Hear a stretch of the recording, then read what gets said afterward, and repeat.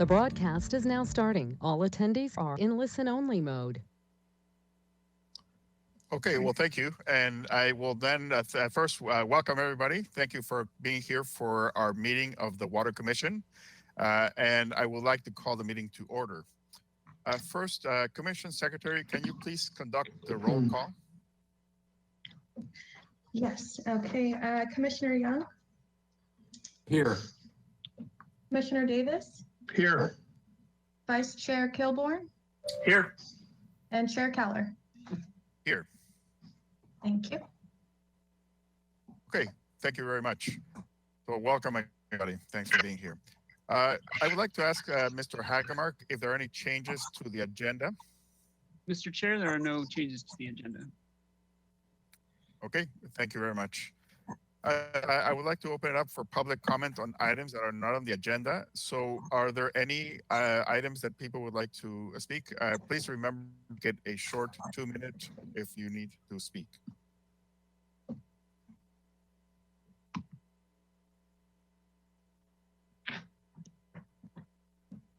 Chair Keller, I don't see any public comment at this time. Okay, well, thank you very much. Okay, so now we're on to section 5, which is the consent items. We have 3 items on the agenda this meeting. The first one is the meeting minutes. And so I hope everybody has had a chance to review the minutes of the last meeting. I found a small typo, which I sent to Rachel on item 7C. It's not significant. But are there any other comments on them, or shall we proceed? I recommend we just proceed to take all 3 items, and I actually would move approval of the consent calendar. Okay. Any questions on from any other one of the other commissioners?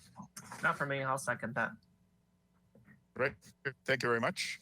And so I guess we'll have the roll call for those 3 items. Alrighty. Roll call to move the consent calendar. Commissioner Young? Yes. Commissioner Davis? Yes. Vice Chair Kilborn? Yes. Chair Keller? Yes. Thank you. Okay, well, thank you, everybody. That's moving us right along. So now we're going to go to the administrative items that we have on the agenda. And our first administrative item is talking about the water resources COVID-19 response update. So, Mr. Hagmark. Chair Keller, Commissioners, Joshua Hagmark, Water Resources Manager. I do apologize if there is some redundancy to this, but I did want to bring this item back, and we'll continue to bring this back, and just wanted to keep you updated on what Water Resources is doing in response to the current pandemic. Next slide. So as you may recall from last time, we continue to prioritize city drinking water remains safe and reliable. The city's wastewater continues to be treated and safely released back into the environment. Continuity of operations plan is in place, and all sections of water resources are focused on ensuring ongoing treatment and distribution of our water, and of course collection and safe treatment of our wastewater. City staff are available and have been continue to work, and we've been responding to emergencies as necessary. There has been some deferment of capital projects, primarily the water main project, but we are working right now with the contractors and even local businesses that are right now closed to try and get some water main work done before they reopen. As long as the shelter in place is in order is still in place, we are planning to postpone water main replacements in residential areas, but we will be working with customers in areas. Maybe we have to transition to doing things a little differently, but in general, most of our capital continues. We haven't seen huge supply chain impacts yet. Next slide. So our public facing programs, the sewer lateral inspection program, we are planning to come back. I'm not sure if it'll be June, but this summer, and present SLIP 2.0. One of the things I think we had talked about last time is we're actually continuing to send out notices and let our customers know when we see something a lateral that may have roots in it or issues, we are sending out letters. We're just not penalizing customers for not completing work on those laterals at this time. And so we're looking at revamping the program. We've been working on that, and we want to bring that back for a full discussion with the Water Commission. But for the time being, we are continuing to communicate out. And for those customers who are interested in making those repairs, we are here to assist them. As you may recall, we've also suspended all water shutoffs during the pandemic emergency, and will continue to do so. We are continuing to provide water checkups, although via virtual checkups. And our public outreach campaign, I want to just share a little bit about what that looks like. Next slide. So we're continuing to hit on this message that our water supplies are safe. We know there was a run on water at the grocery stores, and I think that's stopped, but our water continues to be safe and reliable. And I also wanted to note in here that for businesses that are reopening, another element of our messaging is that they should probably flush their private water systems before they reopen. Just that water's been sitting in those water lines for a while now if it's been closed, and the state has been advising for good standards to just go through and run your water for a while and clean out the pipes. Next slide. And we remain here for you. I think that's another message that's out there. Despite a lot of businesses being shut down, water resources staff are essential service workers, and we're here every day. We have staggered times for their starting times to protect our employees, but they're here and they continue to do the operations that we need to keep things moving. Next slide. We're also here if you're struggling with your utility bill. I think that's another message we've been trying to get out there. Everyone's in different financial situation, and our utility billing office is here to help with those bills. As you know, we can't just forgive water usage, but we can work with you on a payment plan. And I think even more helpful is we can put you in contact with our water conservation staff to help you to potentially reduce your water usage going forward, to align it with maybe your income level. Next slide. And of course, we hit on the wipes, clogged pipes, as we've seen an uptick in the use of wipes for cleaning surfaces and hands. We've also seen it showing up in the sewer systems and at wastewater treatment plants, and they certainly pose a big threat, particularly in our collection system, causing plug backups. Fortunately, we haven't seen any spills. Our staff have been on it, and we haven't seen anything yet, but we just want to head off any problems there. Next slide. And again, we're here to help, and here's some helpful contact information for those watching if you need to get a hold of us. And with that, if there is any questions, I'm happy to answer those.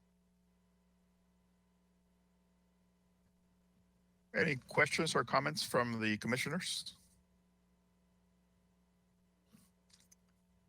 Okay, any questions or comments from the public? Do we have any public questions? I don't see any public comment, Chair Keller. Okay, well, thank you very much. And thank you to you, Joshua, and to the whole team in Water Resources. I mean, this is a really outstanding work that you guys are doing. Thank you very much. So next we'll move to the next item, which is the fiscal year 21 water and wastewater rates. And I believe it will be Mr. Hamilton that will be presenting this to us. Yes, Yes, thank you, Chair Keller, members of the commission. Here today to continue our conversation from last month. Last month we came to the commission, we presented some preliminary estimates of the COVID impacts, particularly to our revenues. And I'd like to continue that discussion today, but I think we have some more firm recommendations on how to proceed with FY21 water and wastewater rates. And so we'll be going through that. Next slide, please. So for a brief outline of the presentation, we'll do a recap of what we discussed with some tweaks to the numbers because we've got new data. And so we'll look at the financial impacts. We'll go through the rate planning scenarios. I won't step through them all. If you remember, we laid out several for water and wastewater, but I'm going to hone in on our recommended scenarios, plan of action, look at the rate recommendations that are coming from us today, and then discuss the next steps. Next slide, please. So what are the revenue impacts for water and wastewater? Well, the large immediate impact is coming from our commercial water demand. So we're seeing declines in commuter and tourist demand, of course, as the COVID stay-at-home order is in place. And those are translating to somewhat immediate revenue losses for both water and wastewater. We've revised that estimate downward for both. Initially, we had projected maybe a drop in commercial water demand of 70 to 90%. We see that now with the data we've received, although there is a little bit of lag in data and we'll be receiving more as we go through the next month. But that commercial demand drop is probably in the neighborhood of 50% more. So with that, what are we seeing in terms of revenue? Well, for water, we're estimating about $350,000 a month in revenue losses from where we had projected. So that would be for April, May, and June of this fiscal year, the next 3 months. And $150,000 per month for wastewater and lost revenue for the same time period, April, May, and June. After that, we're planning for a gradual recovery. So we don't anticipate an immediate jump back to pre-COVID commercial water demand levels. We imagine and as you saw this week as council took action, that there'll be kind of a gradual opening up of the economy, and with that, water demand will be rebounding as well gradually. There are some other less impactful revenue declines that we expect. So capacity charges, service connections, high strength surcharges. The first two of those are somewhat related to demand, and those are a little bit difficult to predict right now because there's a lag. So impacts now may reduce development related charges in several months, but we're just being mindful of those, but we don't have good estimates at this time. However, we do expect them to be significantly less than this immediate commercial water demand drop. And then lastly, another thing we're tracking closely is account delinquencies and bill non-payments. Right now, it seems to be pretty steady, and we haven't seen a spike in delinquencies or non-payment, but we are tracking that weekly with the finance department to see if that develops into something more concerning. Next slide, please. So last month we had presented this chart to you and went through several different scenarios about where we were looking in terms of the water fund for rates pre-COVID, the immediate COVID impacts. What happens if we do a 3% increase instead of the recommended 6% from our consultant? What happens if we do a no rate increase? And then we added in a final scenario with the Montecito water supply agreement mixed in to see how that benefits the city. And really the story for this chart, and I won't go through these individually, is of course, and as is expected, as we reduce our rate increases, we are providing relief to our customers, so their monthly bill is decreasing. However, we are likely cutting capital. And as you get into the no rate increase territory, the cuts to capital are pretty significant for water. We're dipping into council policy reserves further and our long-term outlook for rates. So what will we need in the future to balance reserves and fund an investment program in the system that's needed and keep up with inflationary impacts? So those increases, those long-term rate increases go up as well. So if we go to the next slide, and we'll talk about this more, we're really going to focus in on where we think now we can provide some rate relief to customers, but also maintain capital investment. So this is going to be the 3% rate increase scenario. We'll talk a little more in another slide, but we're proposing a January 2021 adoption or rates to go into effect. So 3% at a mid-year is about 1.5% over the whole year. There will be a cut to the water main capital. We will be using some reserves. And we potentially will need slightly higher rate increases in the future to kind of dig ourselves out of the hole, so to speak. If we go to the next slide, please.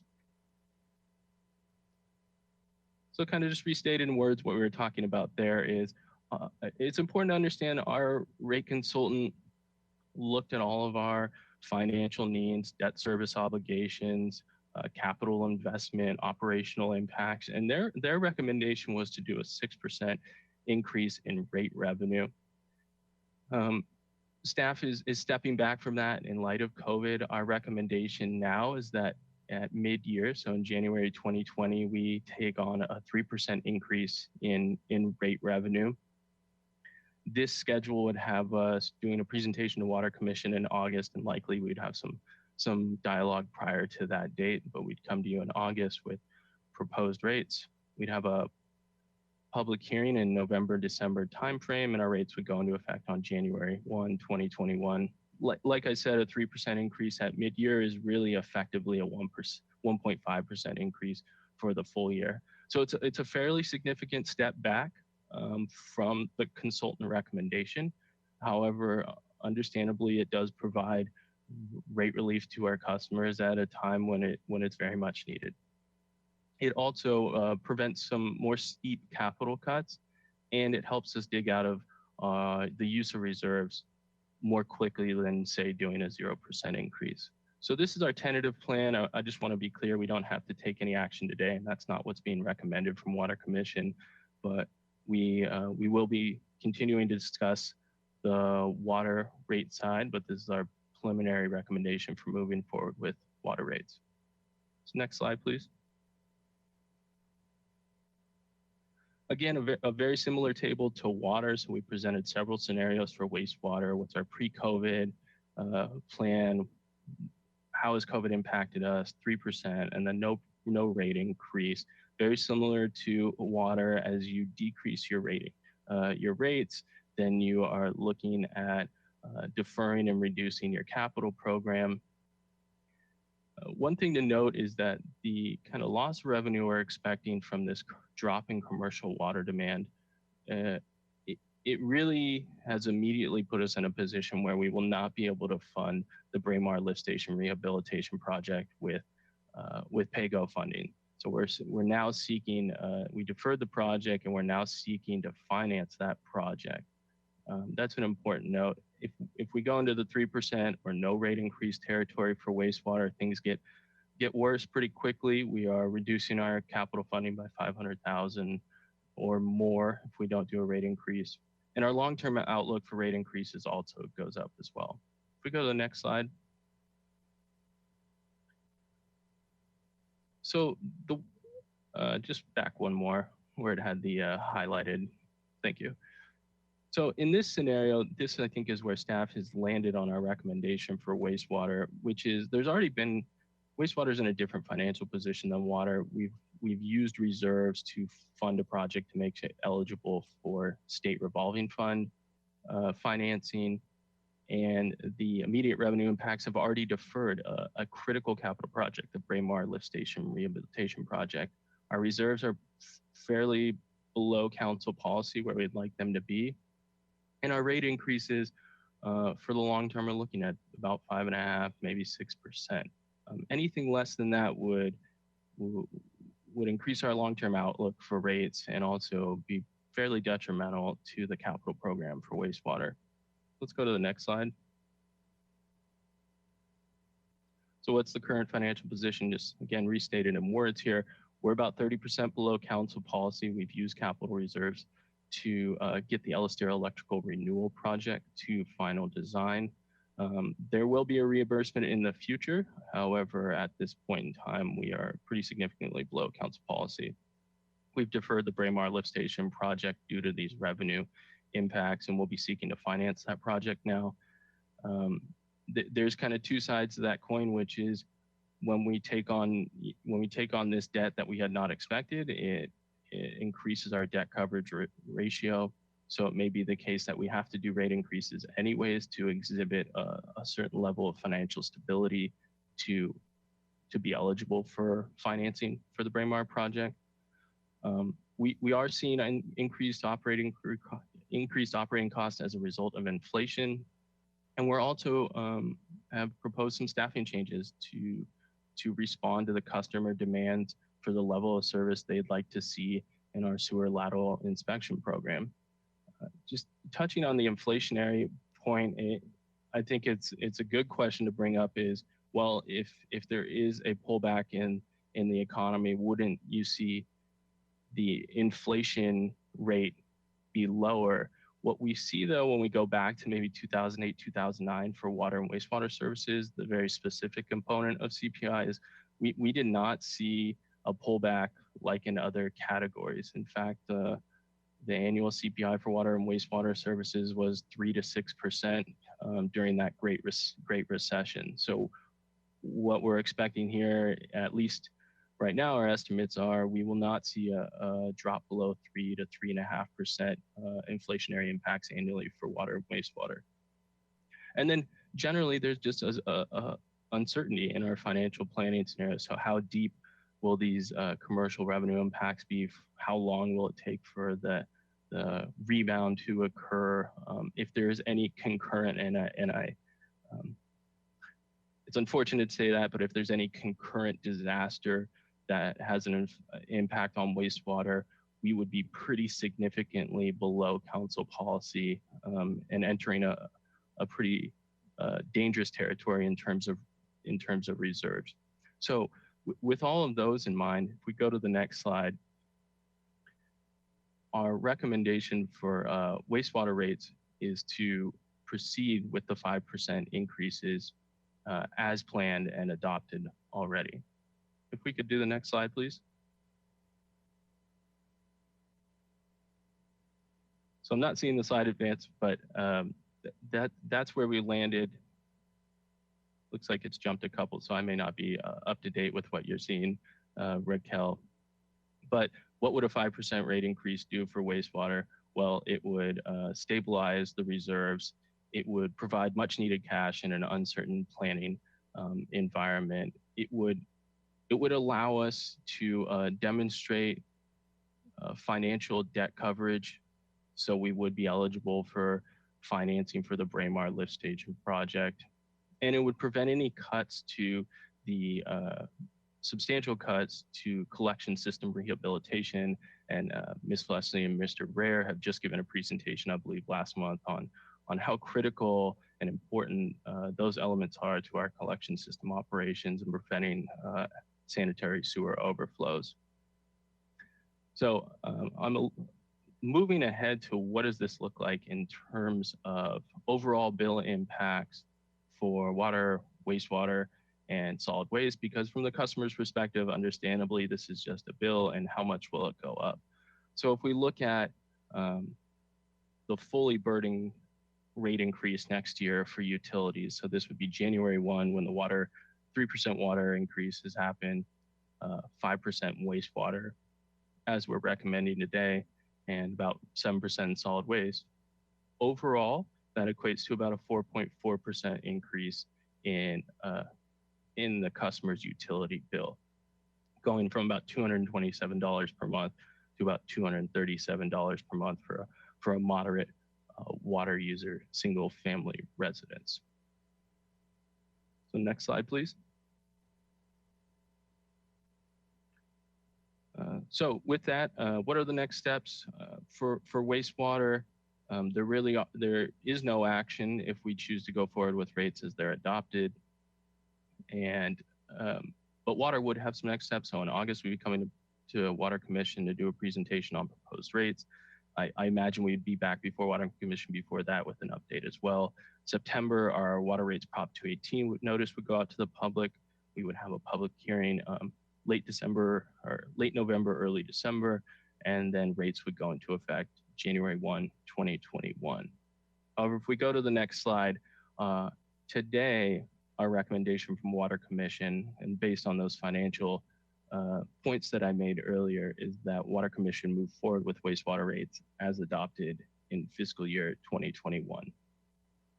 That concludes my presentation, and Mr. Hagmark, would you like to say something? Yes, Mr. Chair, Commissioners, Next week, I'll be presenting be part of a presentation on the Public Works budget to City Council. And so we will be taking forward some of the information you've seen here today, but we also wanted to reconfirm and take forward the Commission's recommendation to Council next week. It's a kind of a determination of what we're going to ultimately send forward in June as an adopted budget. So anyway, we're happy to answer any questions on that. Okay, thank you very much for that presentation. Do we have any questions? Yes, Commissioner Young. Thank you for the report. I believe I heard, Malcolm, you say that we've had no spike in delinquencies on water revenue billing. Is Chair that Keller, correct? Commissioner Young, yeah, that is correct. We have not yet seen impacts in that area. Okay. And then I think you also said that the amount of water revenue decrease is not as great as we initially estimated. Did I hear that also correctly? That's correct, Commissioner Young. Okay, so I'm just curious, the consultant came in with a recommendation of a 6% rate increase, and I'm wondering if that 3% maybe was a little conservative, and perhaps we could justify a higher rate increase. Your thoughts on that? Commissioner Young, we potentially could justify a higher rate increase. The 3% scenario has a pretty significant cut to the water capital program. It's about $4 million in fiscal year 2021. So there is a need. We are bringing this forward to be responsive to the COVID environment. Certainly what the consultant found was if you want to maintain your 2% replacement levels for your water main program, you want to keep pace with all your operational expenses, you want to maintain your service levels to your customers, then 6% revenue increase would be needed. And my concern then is the reduction in funds going into the capital reserve fund, whatever you refer to it as. And, I'm sensitive to how COVID-19 may be impacting the community, but it would seem like we would see that affecting, the water usage amount and delinquencies in particular, if there was an issue.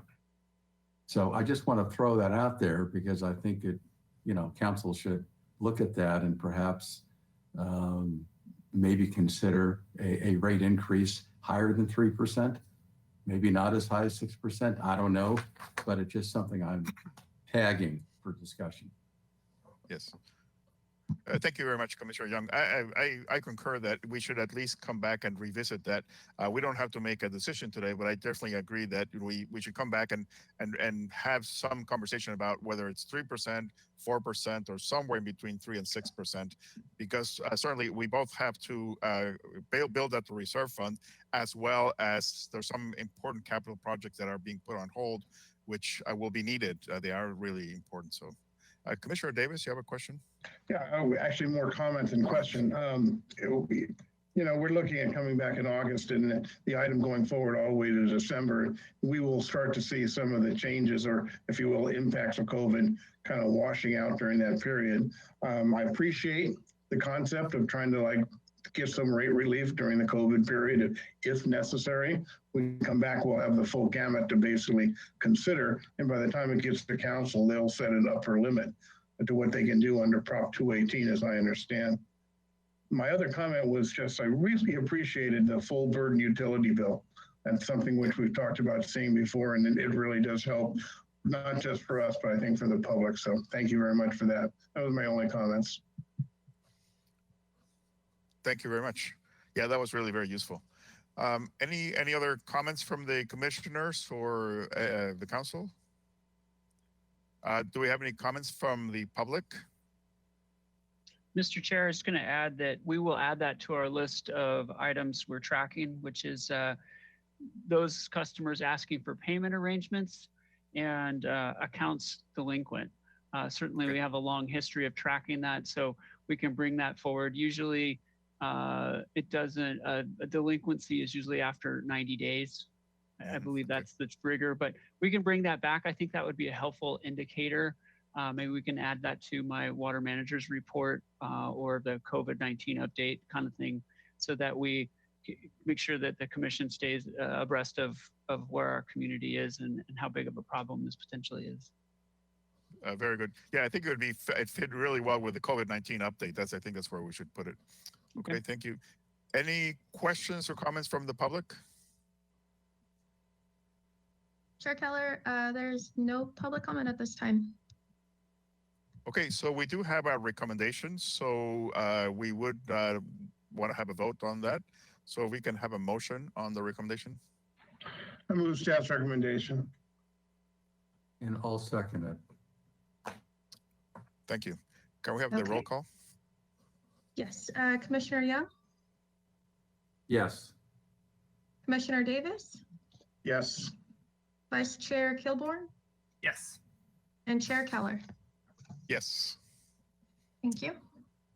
Okay, well, thank you very much, everybody. So next on to our item 6C, which is the execution of a grant funding agreement related to the desalination plant. And again, it will be Mr. Hamilton that will be presenting this item.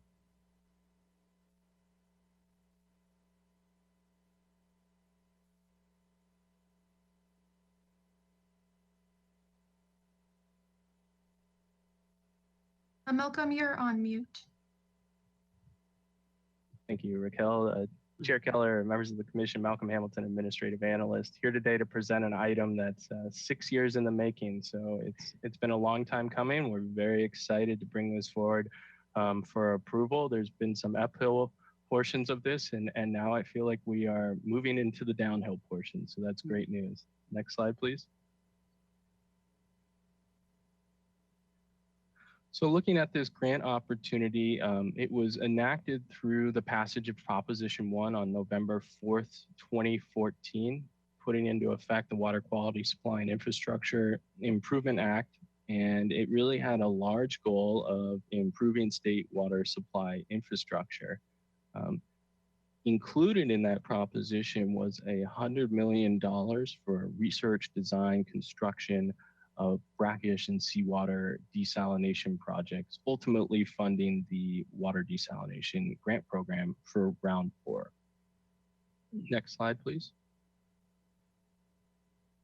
So the grant was administered by the Department of Water Resources, and I give you this background to show that the city really went all out for its ratepayers in this opportunity. We were initially exempted because our construction start date of the desalination reactivation had preceded the funding announcement. And I want to make a special point that State Senator Hannah Beth Jackson was instrumental in supporting the city and working with the state to revise the eligibility criteria and making it possible for the city to compete for this $10 million in grant funding. So we kind of had to claw our way just to get to the start. And even after that, our application was denied due to the planned intermittent operation of our desal plant. So we fought again and appealed that decision. We resubmitted some application components. And ultimately on March 18th, 2018, the city was awarded $10 million in grant funding for the desalination reactivation project. Next slide, please. So we bring this funding agreement forward. There's many general terms that are included in all of their standard contracts. These relate to our term, which is a 5-year term, and there's some reporting requirements. I'll explain. There's environmental permitting and compliance that the city has to exhibit, how we go about requesting disbursement requests and receiving the invoices and the reimbursements to the city. There's some reporting requirements that survive for about 5 years. So every year the city will have to annually report on the operation of the plant, any equipment repairs and potential malfunctions or other issues that may have arisen during that year. There's some terms relating to facility ownership. So if the city were not to own the facility, we would need to notify the state. Of course, there's no plans at the time to do that right now. How do we handle disputes and generally the operation and maintenance? So there is no big issue with any of these general provisions. But if we go to the next slide, I do want to draw your attention to one portion of the operating and maintenance provisions of the agreement. And this is important because when the city's application was originally denied due to intermittent operation, it really came down to an economic criteria. So the unit cost of water relative to alternative unit cost. And so the city presented a scenario where the plant operates 36 out of the next 40 years. And that satisfied the unit cost criteria to the state. However, it has made its way into the funding agreement that the city will need to operate in such a manner or potentially be in breach of the funding agreement. So if the city were to not operate the plant for 10 out of the next 40 years, it is possible that the state may approach the city and claim that we are in breach of contract and require repayment of the funding. Now, this is where we spend a lot of time deliberating with the state, and I think we worked really well cooperatively to address one, force majeure events, so events that are outside the control of the city, like state or federal legislation that change our operating conditions. That would not be a breach of contract. We presented a host of other scenarios that Mr. Hagmark and I were concerned about in terms of future operations. So what is the case if there's a multi-year period of above average rainfall and the plant is put in standby? What about potable use legislation, where it would no longer be economically feasible for the city to have a potable use facility as well as a desalination facility? And how about energy and climate legislation? So if there are certain mandated reductions in greenhouse gas emissions, potentially it is no longer economically feasible to operate the desalination plant. And while these items didn't make it into the funding agreement and potentially are still points of concern for the state, I think we had some really good dialogue about coming together in consultation if these situations were to arise and trying to ensure that the city operates a plant that supports the original goals of Proposition 1, as well as the grant funding agreement, which is to improve water supply infrastructure and water supply reliability.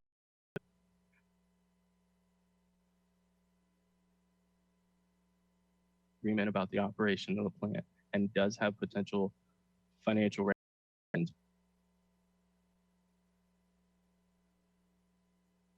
with the state. Next slide, please.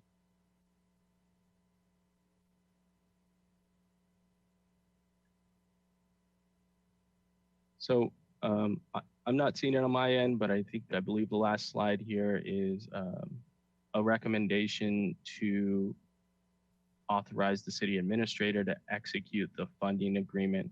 There are a couple notes, one of which is the funding comes at a critical time. So thinking just back to my previous presentation about where the water fund is in terms of revenues and needed investment in capital infrastructure, this $10 million would go a long way in helping us achieve those goals. And as I mentioned, I think there's terms in the funding agreement that permit us to enter into consultation with the state and avoid any significant breach of contract by the city.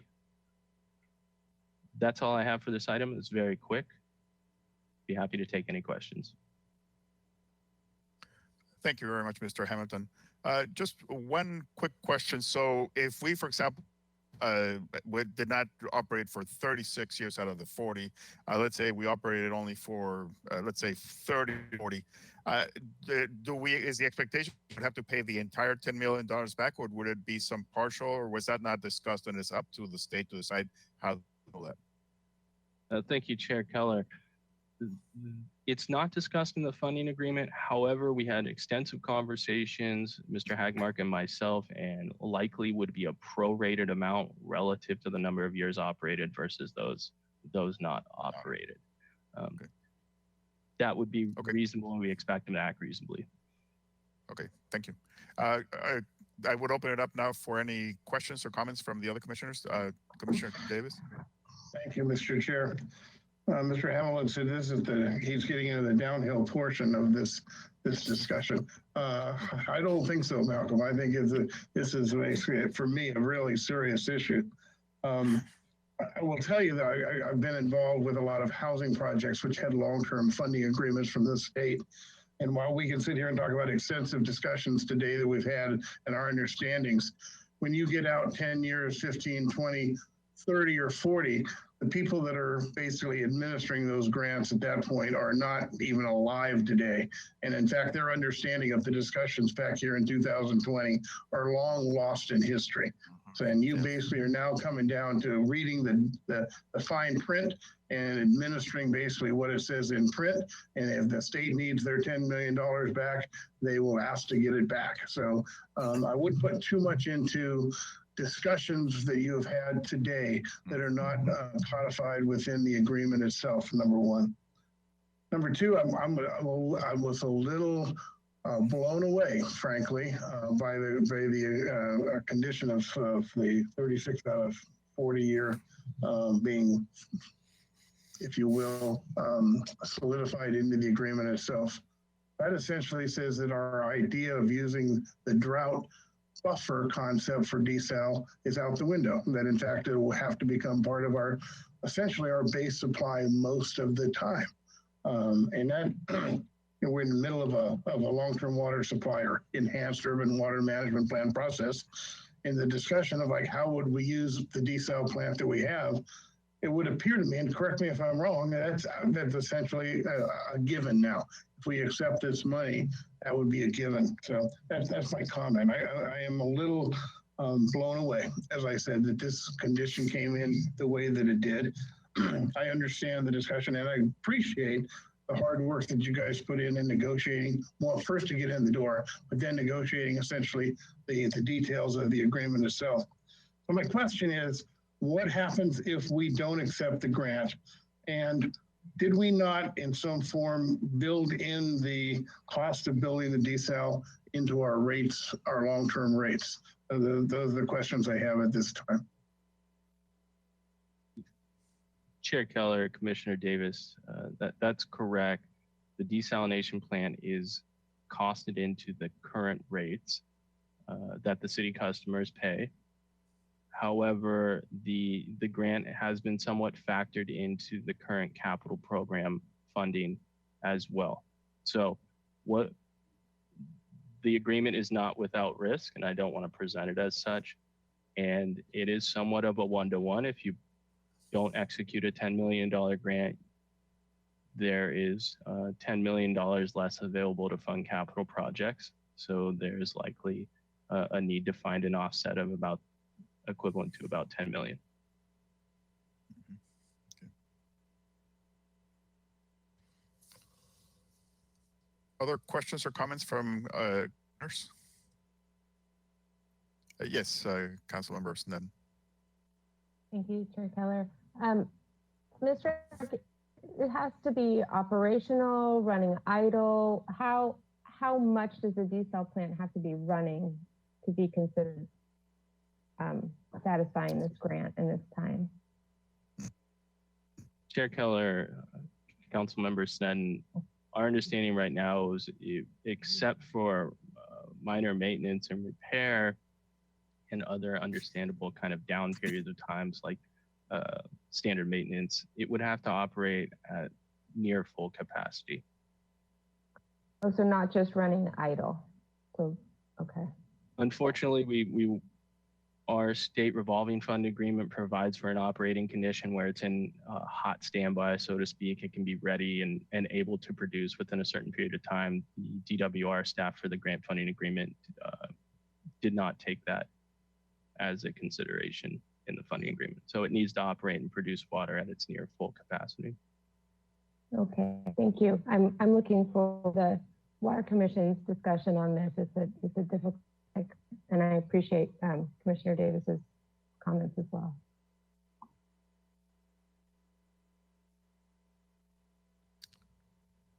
Yes. Well, that kind Yeah, of, couple comments. I was just gonna say, I mean, it's tough to say what our long-term water supply is gonna be for the next 40 years. I know we have some ideas for the next 5 to 10 years, and we're planning for, you know, going all the way out to 20, 30, 40 years. But, you know, in the long term, I see us utilizing the desal plant. I don't see this being a huge issue, especially, you know, let's say worst case scenario, we don't use the plant for 36 out of the 40 years, and that $10 million has to be returned. I mean, what's the financial benefit if we get, you know, a lot of rain and Lake Achuma is full and we're using the cheapest water possible? You know, in the long run, we're saving money on that water as a, you know, supply source. So, but ultimately, you know, we don't know what the weather's going to be. We don't know if we're going to hit another drought. But, you know, we're still going to be using water. So I think this desal plant's definitely, you know, a long-term solution to a lot of our water needs. So, you know, I do think we should just, you know, move forward with this grant. The city's done a lot of work to get this in place for several years, and lots of hard work and effort to get us in the door and get all the paperwork in. I know we submitted stacks and stacks of paper to get this thing pushed through. So, you know, I commend the city on all the hard work that you guys have done to get this thing moved along. And, you know, I'd like to continue to move forward with it. Thank you, Commissioner Gilbert. Commissioner Young? thank you, Chair. So that the comments do raise questions in my mind, and maybe I can get them sorted out.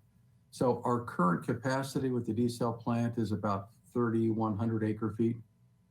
And so it sounds like if we accept the grant funds, we'd be locked in to running the plant at least that production level. The plant, I think, has been permitted for up to 10,000 acre feet. So do we have the infrastructure to increase the amount of production beyond 3,125 at this point, or would that take capital improvement to ratchet up our production? Because that could be, that additional incremental amount could be the drought reserve that Commissioner Davis was speaking of. Chair Keller, Commissioner Young, that is correct. All the major infrastructure is in place to upgrade the plant to its permitted capacity, but we'd have to add the additional treatment units to do so. So to that end, and that also comes into play with this water supply agreement, which is also part of our discussion today, and how that potentially changes our water supply portfolio going forward and making this more of a core-based supply rather than just a drought supply. I think, you know, I've heard some really, you know, these are all things it's great. It was all things Mr. Hamilton and I have been batting around and really pushing back on DWR. It's really frustrating because we spent a lot of time explaining the city has developed and maintains a very diverse portfolio, probably one of the most diverse portfolios in California. And we do that because we know at any given time, there is a need to shift our supplies. And I reiterated, for example, we have all of our groundwater wells off right now. By no means have we abandoned those, or do we think those are a bad idea. It's just we have different supplies that we are shifting between. And, you know, should we get into a scenario where we have 5 wet years in a row and we're spilling water to the ocean, I have a hard time standing in front of our constituents and saying, yeah, we need to operate the desal plant, even though we're dumping water into the ocean. And at a staff level, they agreed with us, but we could not get through their attorneys in putting something reasonable to that, except for the ability to have some type of consultation in there. The other one that I think frustrated Mr. Hamilton and I was that in no other funding agreement, now keep in mind, they haven't awarded that many funding agreements for construction, but in none of those agreements have there been this kind of strict language, which was kind of frustrating to us. And I think another, in my mind, another opportunity for us to push back when we do sit down if we need to make an amendment. But at the end of the day, the way we looked at it, it's take the 10 million or don't take the 10 million. We take it, and then there's the potential in the future that we may have to pay it back. I also point to the fact that it's taken these folks 6 years. I mean, this is what would drive taxpayers crazy. Taxpayers approved money for projects to fund water, new water. We jumped on it, we got it done, and it's taken them 6 years to get a grant application out. Do they really have the resources to follow up on these projects and make sure that these things are running 20, 30 years? I don't know, but not based on their ability to get the money out. It's just maddening. So to that end, I do think there's a risk. We wanted to be transparent about that risk, but I also believe right now this $10 million is really critical to the water fund, and we just need to recognize and that there is this potential threat of having to return it in the future or a prorated portion of it. Thank you. Commissioner Kilborn? Yeah, just a question. It talks about operating at full capacity at the 3125. That number's locked in, right? If we expand the plant to 6,000 or 10,000 acre feet, we're only obligated for the 3125 based on this grant. Is that correct? Chair Keller, Commissioner Kilborn, that is correct. So if we expanded the plant and operated at 5,000 acre feet, we would be essentially making up time, in my perspective. I think I would add to that that we would also be, if we go to expand, we'd also be eligible for another round of grant funding if there's any money available. So that would be another, but yes, I like Mr. Hamilton's answer. I think it gives us an opportunity to produce water and potentially allow us to have the plant off for longer in the future. What's the max credit we can get per year? Let's say we did expand the plant to 5,000 or something like that. Over the course of 40 years, could we average out our production?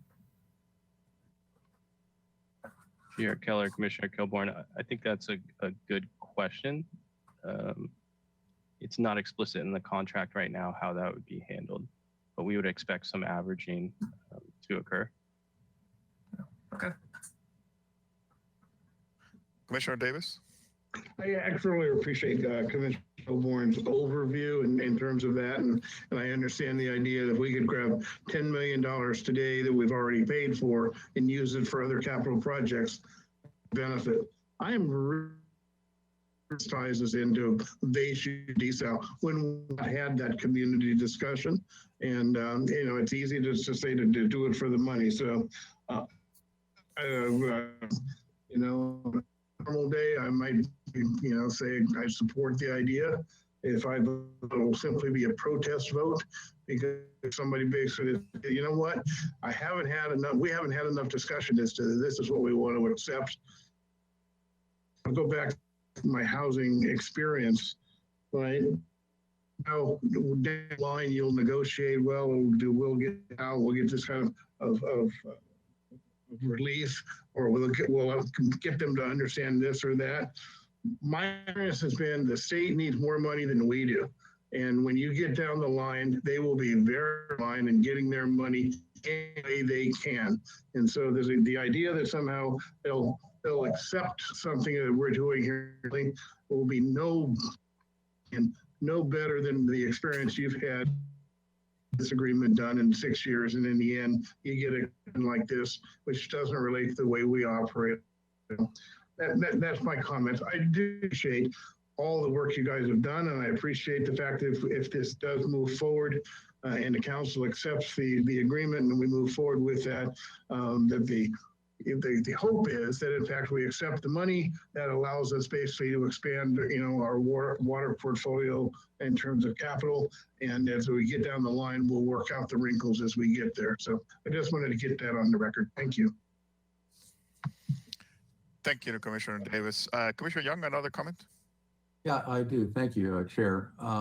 So my concern is still with the drought buffer that we are not going to have going forward if we accept the funds. And I'm in favor of accepting the funds.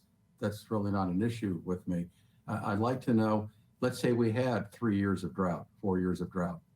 How quickly can we access the additional plant capacity to fill in that need if we need more water supply? Chair, Commissioner Young, right now we believe it's about a 2-year planning and construction period to add the additional treatment capacity. And that's based on the last time we went around, what would it take to get that additional treatment? And I think that's something that we kind of actively keep updating as we move forward. And it'll certainly be part of the enhanced urban water management plan that we're working on. And do we have an idea, Mr. Hagmark, at what cost per acre foot? Cost per acre foot, I mean, the numbers that we had, I want to say it was around, Malcolm, around 25 million to take the plant from its current capacity to 5,000 acre feet a year. Does that sound correct, Mr. Hamilton?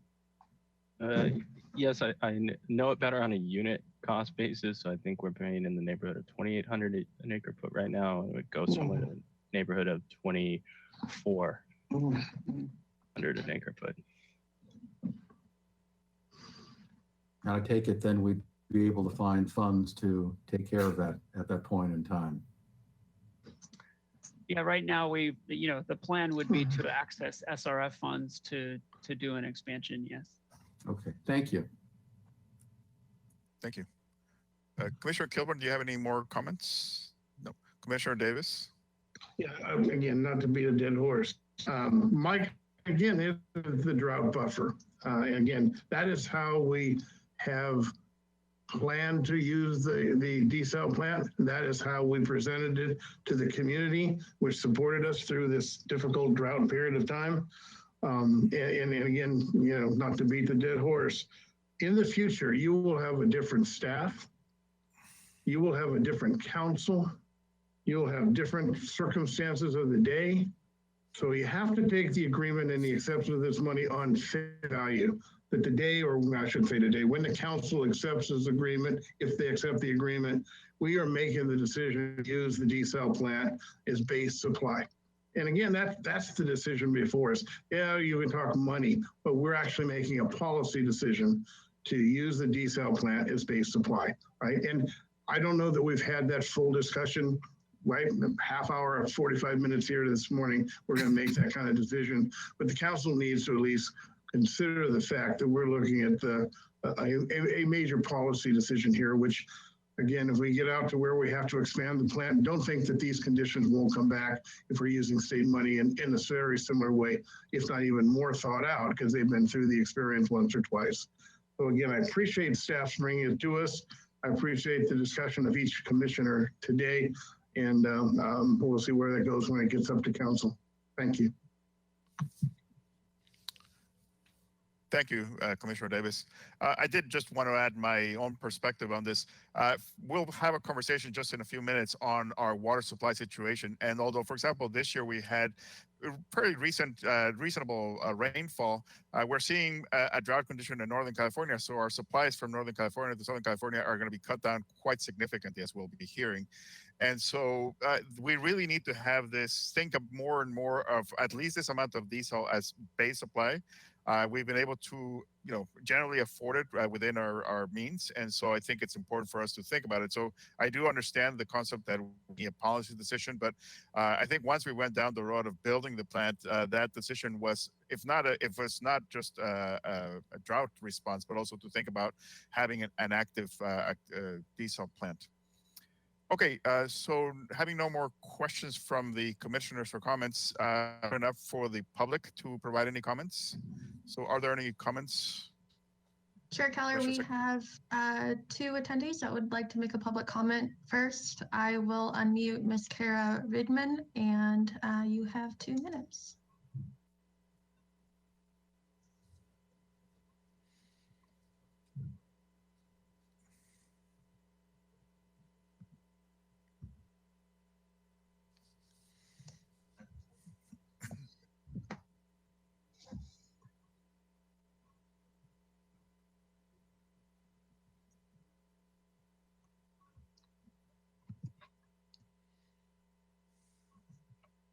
Ms. Kara Reedman, I see that you're logged in using a phone and a computer. I'm going to try to unmute your phone as well and see if that works.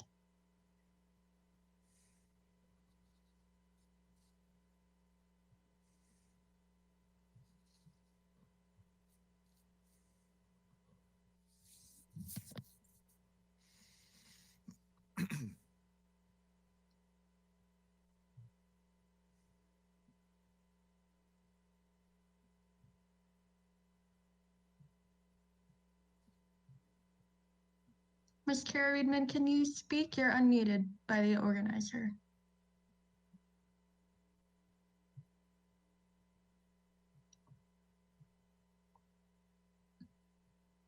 Okay, I will come back to you. I'm just going to place you back on mute.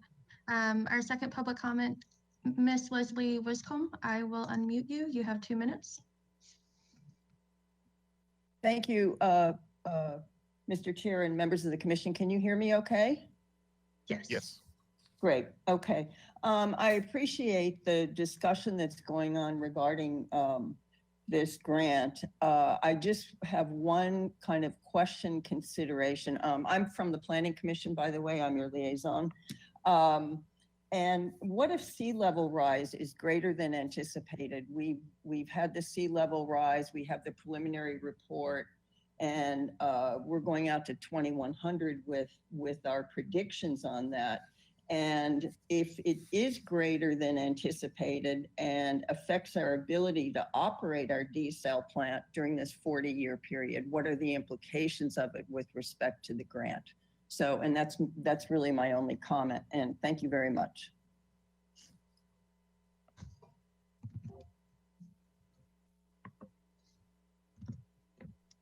Chair Keller, would you like me to respond? Yes, please. Yes, Ms. Wiscombe, that we believe that would be an uncontrollable circumstance to the city and would not be a breach of contract. We'd likely execute an amendment to the funding agreement to align it with the current operating environment, if there is one at that time. Thank you, Mr. Hamilton. Commissioner Secretary, do we have the other person? Let's see here. I think Ms. Leslie Wiscombe has something else she would like to say. I unmuted you, Ms. Wiscombe. Did you have something else you would like to say? Okay. Okay. Let me try Ms. Friedman one more time.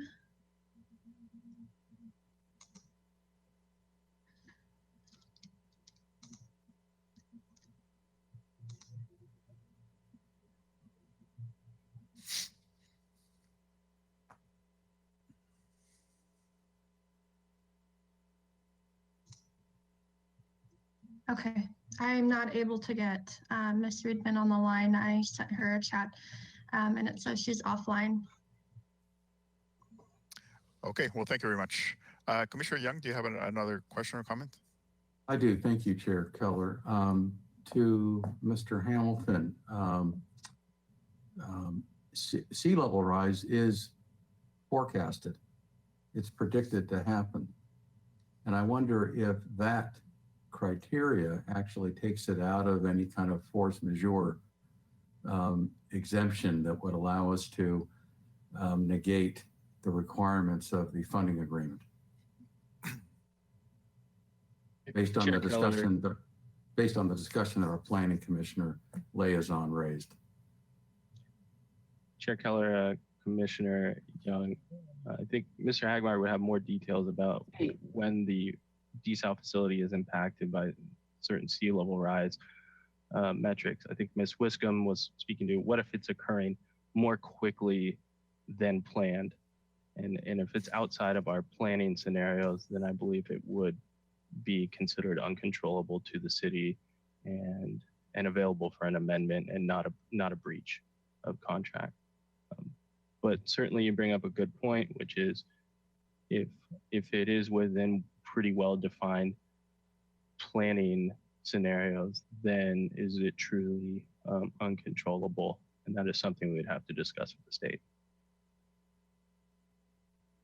Yeah, because I think that we're basing our sea level rise projections on a mid-range increase over time. And the estimates that I've seen include lower and higher, sea level rise ranges. So, I mean, depending on what happens, in the next year or two with reevaluation of these estimates, we could suddenly see ourselves inching upward with a faster rate of sea level rise. As I recall, based on even the most extreme projections, there wasn't anticipated to be any impacts to desal in the next 40 years. Okay. Yeah. All right. Thank you. We're working right now to try and see if we can get Miss Redmond. Hopefully she can call my number here at work, and I'll try and see if I can get her patched in. I'm not sure what's going on. She's logged in and her unmuted, but for some reason we can't hear her.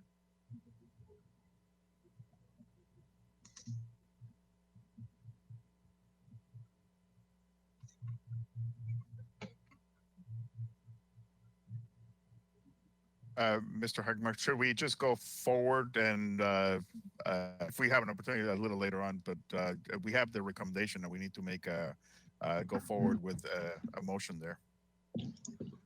Yes, Commissioner Davis. I'll just ask the general question. What happens if we don't accept the grant other than the fact we don't have additional capital at this time? If we don't accept the grant, we would be looking at much larger rate increases to fill that gap. I mean, 10 million would completely decimate all water main work for the next 2 years at least, and we'd be looking probably at something greater than 5% rate increases to try and backfill that hole. Okay. My previous question was, did we not build into our rate increases the $10 million when we built the plant? But what you're telling me, if I understand it correctly, is that yes, we did, but ... And that is essentially, we did not look at what the future cost would be of continuing our normal capital events. Such that this grant had not come through because we were not originally anticipated to qualify for the grant. That in fact, we'd be $10 million in the hole relative to our capital budget. Yeah, go ahead. Yeah. One, okay. Kara, we'll go ahead and let her speak and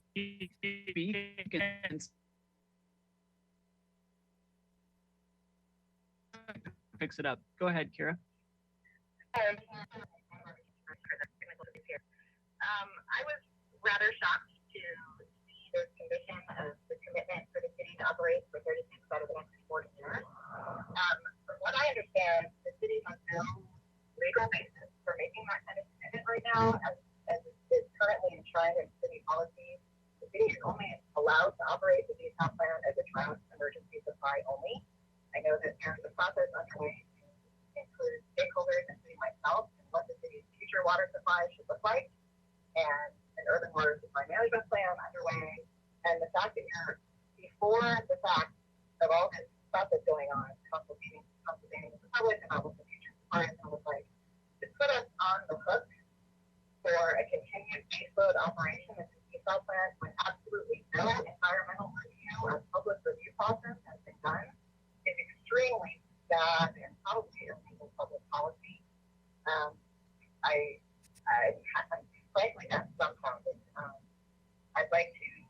copy of the grant agreement, and I'd like to be put in touch with the folks at DWR that the city's been negotiating with.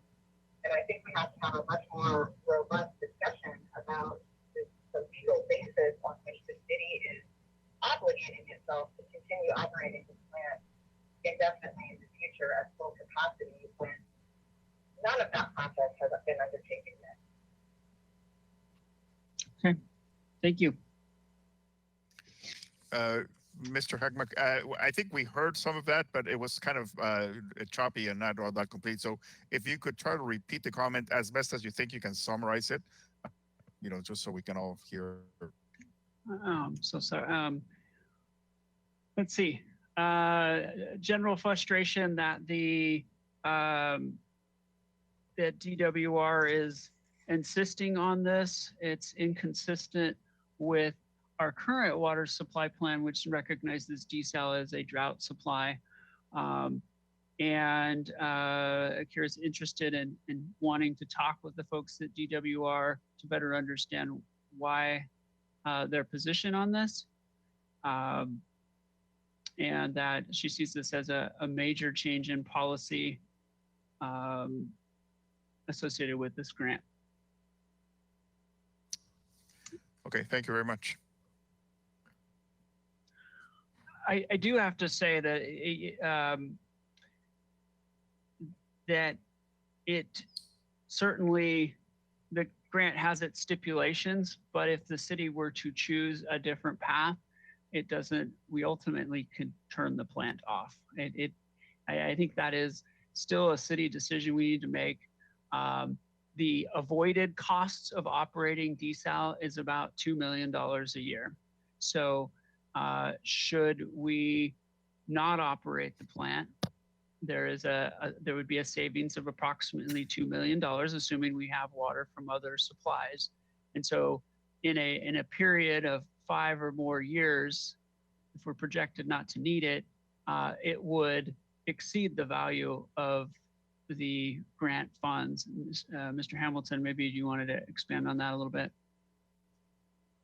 Yeah, thank you, Chair Keller, Mr. Hagmark. I just want to reiterate what Mr. Hagmark said is using the grant agreement as your basis for the operation of the detail plan. It's a little bit like the tail wagging the dog. And I don't think that would be the intention here, is the city's decisions on how to operate the plant would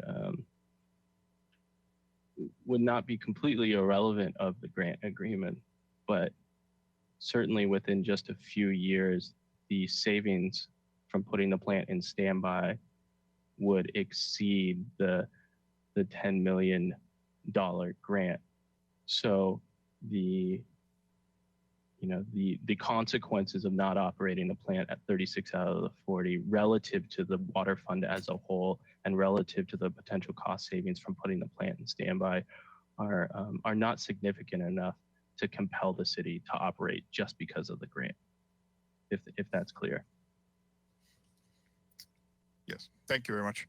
Yeah, so I mean, just to summarize, I think what we're seeing is that if we do take the 10 million now, it is in a sense a change in our policy to think of this as something, but it's not an irreversible change. It's a reversible change. We can go back, and at some point, if in the next few years the city decides that we want to go back and return the money and change our policy, we can all do that, and that would be something that we'd have to consider. Okay, thank you. So so we can go forward with the recommendation and have a vote on that? I'm sorry to interrupt, Chair Keller. Yes. Ms. Redmond would like to make her comment available to the commissioners. Were you guys able to hear her on the phone, or should I try unmuting her again so you guys can hear her comment in her own words? You guys are able to hear her? Great. Yes. Thank you.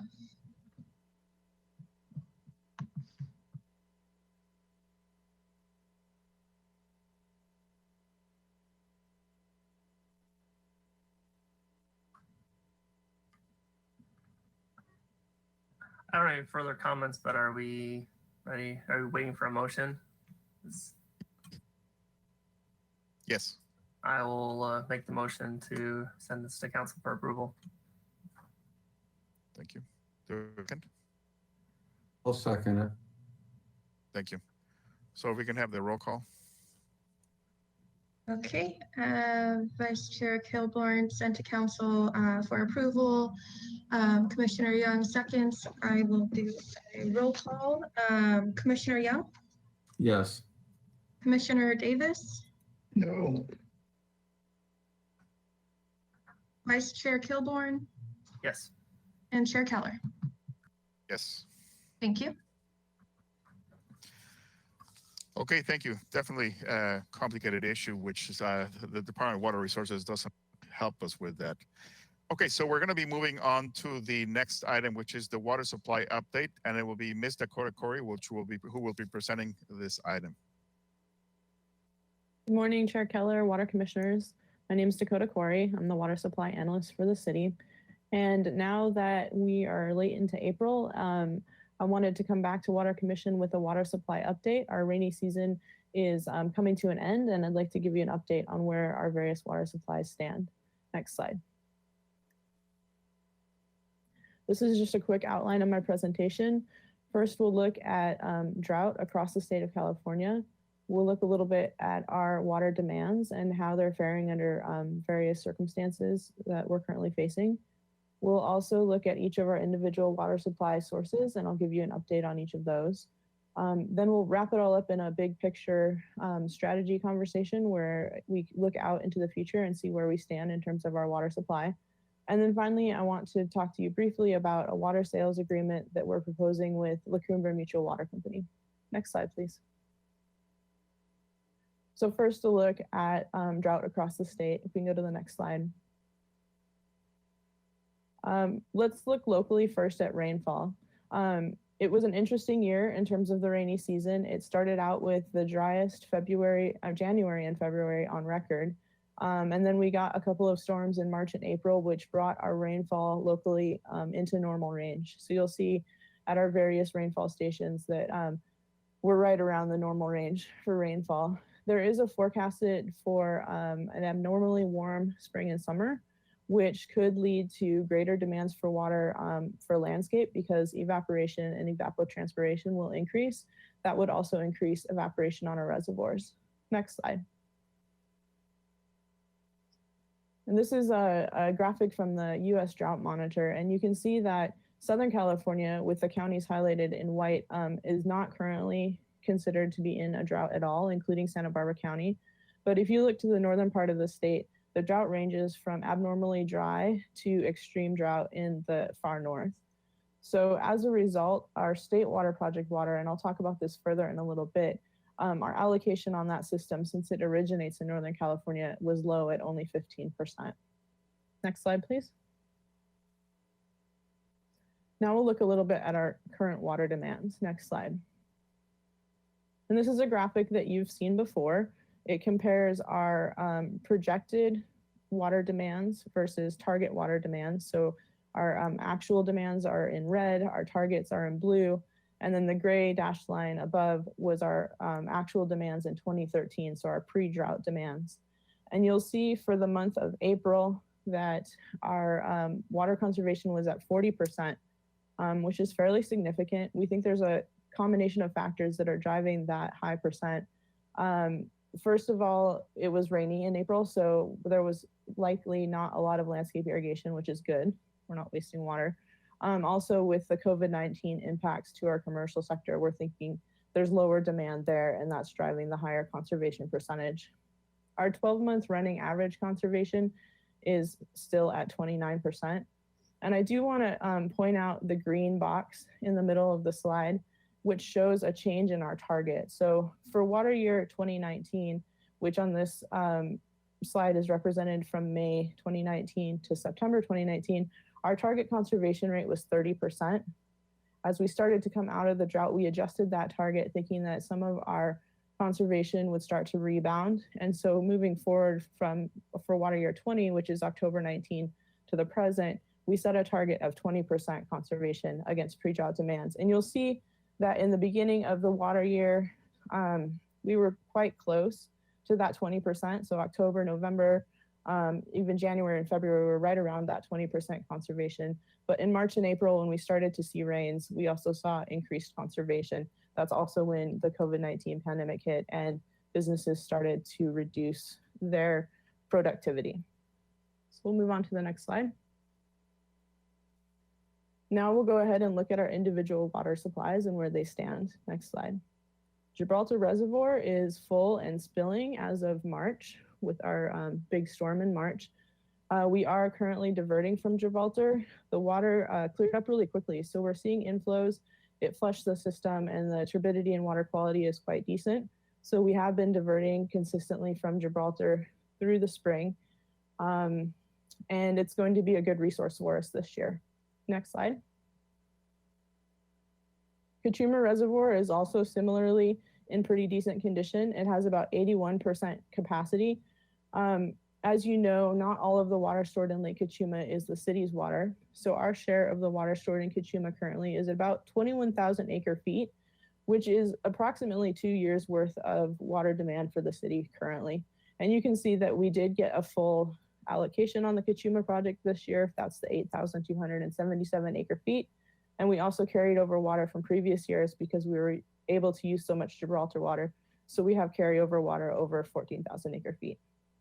Next slide, please. And this is another familiar graphic. This is our, can you go ahead and advance one more time so we can see the text? And keep advancing through the text, please. Thank you.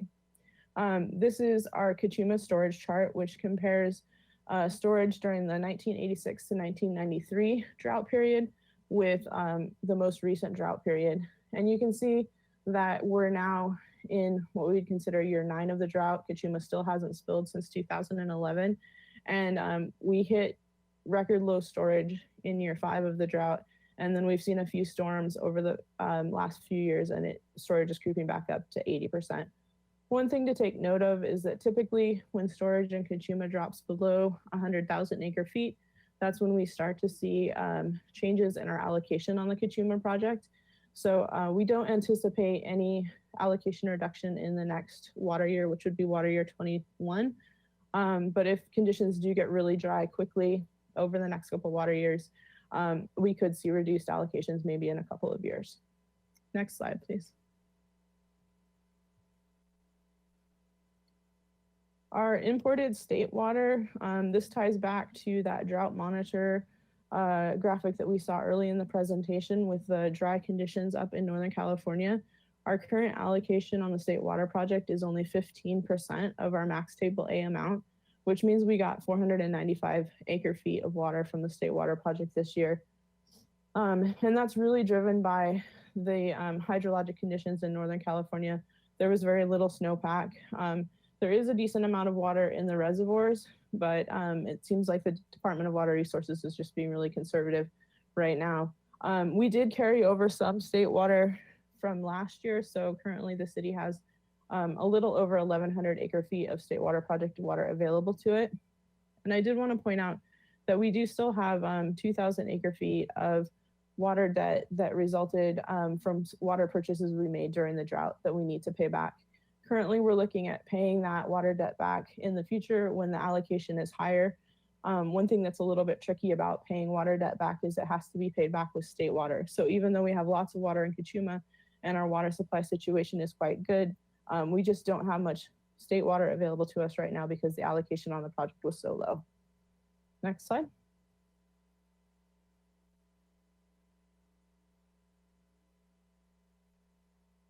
Next slide, please. There we go. All right, and so then taking a look at groundwater, and I know that the graph on the right is small and hard to look at. We're gonna zoom in on the next slide, so just hold tight with that. But a summary of our groundwater, we continue to monitor both water levels, specifically in the Foothill Basin, and seawater intrusion in storage unit number 1. We are in a period of recovery, so we haven't been pumping groundwater since early 2017. And our basins are slowly recovering. Again, we'll look at that a little bit more in detail in a minute. We expect full recovery of our groundwater basins to take 5 to 10 years based on our experiences with the previous drought. And we are still working to initiate a pilot injection program where we could inject water that we had available to us into the groundwater basins for storage at a later date. Okay, next slide. We're going to go ahead and zoom in onto this graph a little bit. Next slide. Okay, so I know that this is chopped and looks a little bit funny, but I wanted to be able to look at that fairly complex graphic up close a little bit more. You'll see this is just the right-hand portion of the graph. So we're looking at the period from 2010 to 2020. And the colored squiggly lines on the upper half of the slide represent the groundwater storage levels. And then the green and red horizontal bars on the bottom of the slide represent pumping. The red is the city's pumping and the green is pumping by La Cumbre Mutual Water Company. So this would be in our foothill basin. And you can see, looking at the squiggly lines at the top, that we are seeing an upward trend of water storage in Foothill Basin, and especially once the city turned off its pumping. And we hope to continue that in the future. We do not have any need to use groundwater over the next several years. Next slide, please.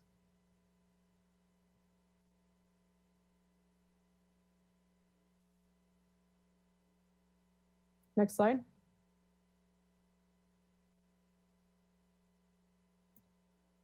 There seems to be a delay. I don't know if you guys are seeing the next slide. No, not yet. Okay.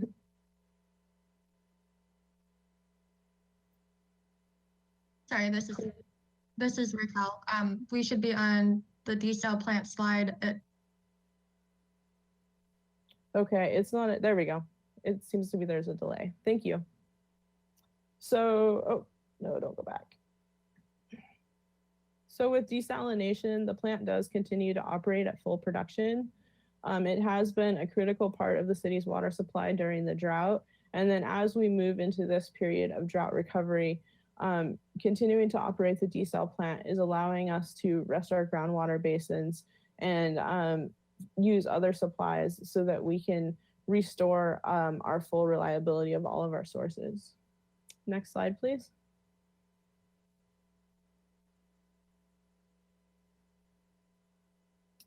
Our recycled water plant is currently online and meeting customer demands. You'll recall that we did some repairs and optimization to the plant, and then our wastewater staff was able to test its full capacity to see what we can produce now. And we're up to a maximum plant capacity of around 205 acre feet per month, or roughly 2,400 acre feet per year. And I'm going to dive into that a little bit deeper on the next slide, where we can see our production in a graphic form. Before we move on, though, I would like to say that we are working on drafting a water supply agreement with La Cumbre Mutual Water Company to provide them recycled water. It would be up to 100 acre feet per year, and that's moving forward, and we would be bringing it to Water Commission in the future. Next slide, please. So this is just a graphic of our recycled water production, and the bars on the bottom represent production over the past 3 years. They're blue, orange, and purple. And then if you look at the horizontal lines on the top of the slide, the solid line represents the maximum plant capacity, and then the dotted line represents a planning max. So basically taking a 10% contingency for maintenance and repairs. And you can see all of the white space between the horizontal bars and the vertical bars, which represents essentially capacity that we have in the recycled water plant that we don't have any demand for. So there's real potential to utilize this resource further. Selling 100 acre feet per year to La Cumbre Mutual Water Company is one step in that process. Did you want to jump in, Josh? Mr. Higginbotham? Corey, I just wanted to add to that. I mean, this is take the opportunity to talk about some of the challenges of recycled water. Because we can't store recycled water, it is a difficult supply in the sense that you have the capabilities. You kind of designed this facility around summer peak demands, but unfortunately what we find is in off-peak spring and winter, there really is very little demand for recycled water. And I think that's one of the biggest hurdles with doing more with recycled water, and why moving forward in the future to potable reuse, or where you can actually store this water, or we have a demand for potable water, makes such a huge difference. But I just wanted to add that to that. I mean, this is, you in the past slide talking about what the annual yield of 2,500 acre feet a year.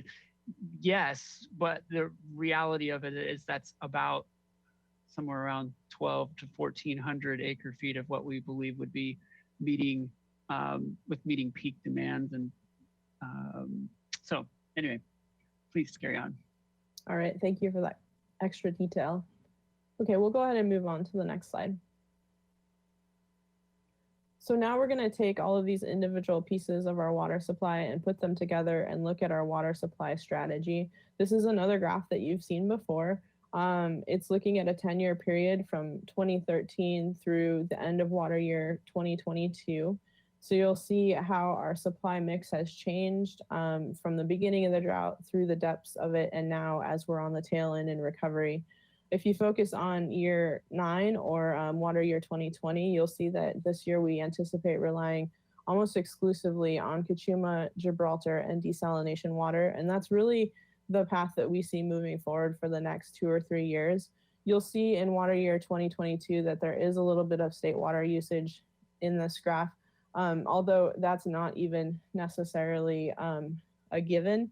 When we put this supply planning effort together, we always use a very conservative approach. So the question that we try to answer is, if we were to go right back into an extreme drought with no inflows to Kachuma or Gibraltar, would we still have enough supplies to meet our community's needs? So under that extreme condition, we may use some state water in water year 2022, although I can tell you that there's still Kachuma water left over in that year as well. I also want to point out that this graph does include the water supply agreement with Montecito Water District. In this graph, it has the water supply agreement coming on in July 2021. In reality, my understanding now is that that's more likely for January 2022. But what this graph shows overall is that we do have enough water to meet all of our supply needs, including the water supply agreement with Montecito Water District out through water year 2022. It also, as you'll notice, shows that there's no need to pump groundwater for the next couple of years, allowing us to continue to let our groundwater basins rest and recover. Next slide, please. And this is just the same graphic without the water supply agreement for Montecito Water District. It looks very similar, although you can see in water year 2022, we don't have that increased demand from the water supply agreement, but our strategy would remain the same. We would be meeting our needs basically with Kachuma, Gibraltar, and desalination, potentially with a little state water thrown in there, and no need for the use of groundwater. Next slide, please. So in summary, our water supply outlook is looking quite good at the end of this rainy season. We don't anticipate any water shortages projected through water year 2022, even under those extreme drought conditions that we plan for. We also have no need to use groundwater in the next several years, so we can continue to rest our basins and let them recover. We do have over 21,000 acre feet of water stored in Lake Kachuma currently, which is almost 2 years worth of supply for the city. Our groundwater basins will still take several years to recover, although we are seeing trends of recovery currently. And we do still have 2,000 acre feet of water debt to pay back. And we hope to do that soon once we see a better allocation on the state water project. Moving forward, continuing conservation and desalination is going to help with our recovery efforts. And basically, we'll see ourselves as recovered once our groundwater basins are in a recovered state and when we're able to pay off our remaining water debt. As you all know, we are in the midst of updating our long-term water supply plan, which we're now calling the Enhanced Urban Water Management Plan. That project is heavily underway. We had our first stakeholder engagement meeting last Thursday, and we'll have our second one a week from today on next Thursday. So we are engaging with the public to get a better sense of their values around water supply in the community. We've also been working very intensely with the consultants to analyze our current water supplies and look for potential future gaps. That effort will then be the basis on which we look forward to the future to build a new water supply portfolio. We do plan on coming back to Water Commission in July with an update on that project. Next slide, please. So lastly, I would like to talk about the one-time water sales agreement with La Cumbre Mutual Water Company. La Cumbre Mutual Water Company is a small mutual water company that exists over in like the Hope Ranch area of Santa Barbara. They do pump from the Foothill Basin, which is one of the groundwater basins that we pump from. And they're seeing their primary sources of water are groundwater and the State Water Project. And with the low State Water Project allocation, they're concerned about their supply situation, and they approached the city asking if we'd be willing to sell them some water. I do want to point out that this is a one-time water sales agreement, so we are not looking at selling them water in perpetuity. It's just this one-time agreement where we would sell them to up to 200 acre feet of water. And then the cost that they're willing to pay is 2,400 acre feet, which would bring just under $500,000 to the city's water fund. It's really a win-win situation for both La Cumbre and the city. We have sufficient supplies to meet the needs. We would get a little bit of extra money towards the water fund. And also because La Cumbre is the pumper of the Foothill Basin, this will lessen their need to pump from that basin, which will aid in the recovery efforts of that basin. So we'll be bringing this agreement to council and wanted to get feedback from Water Commission prior to that. Next slide, please. And that concludes my presentation. I'm happy to answer any questions. Thank you very much, Dakota. Thank you for that presentation, Ms. Corey. Yes, Commissioner Davis. Just a question on that last comment. Is that discussion with the Cumbre that they would actually hold their pumping or their pumping in exchange for essentially this water? I might ask for some help with Mr. Hagberg on this question because I haven't looked at the details of that agreement all that closely recently. Yes, Commissioner Davis. No, that wasn't a commitment, but the point is right now is if we don't sell them this water, they have to get it from somewhere, and their State Water Project allocation is extremely low, so they would be forced to pump the groundwater basin even harder. So when we looked at this, we priced the water based on desal costs, and we will work with them, but I don't think we can.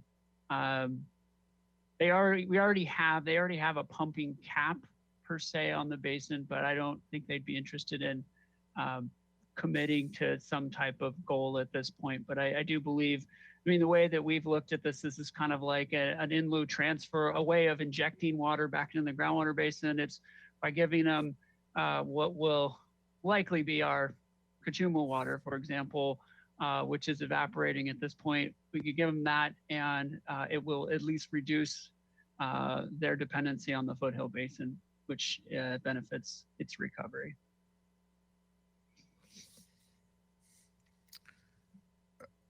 Thank you. I had a couple of questions. The first one has to do with the repayment of the debt that we in State Water, and we have a debt of about $2,000, and right now we can't use that water for a number of reasons, and we have sufficient. So why not go ahead and at least make some small payments towards that debt and just clear it off our books instead of keeping it there?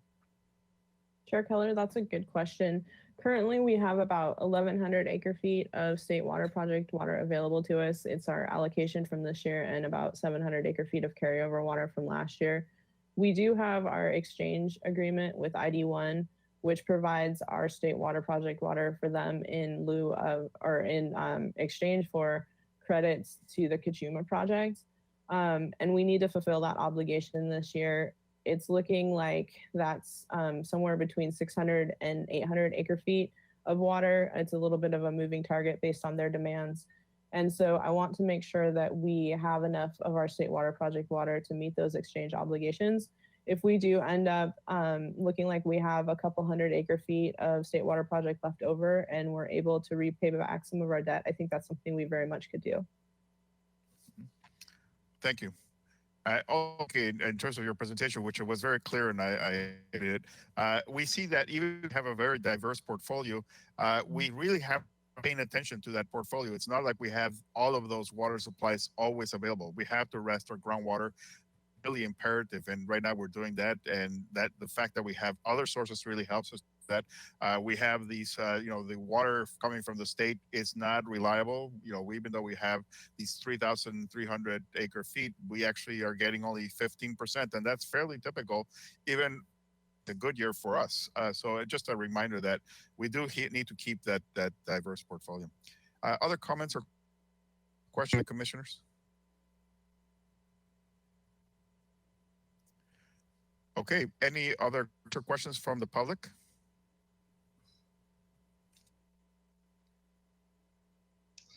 Chair Keller, there's no public comment at this time. Okay, well, thank you very much. And do we have a recommendation that's needed, Ms. Corey?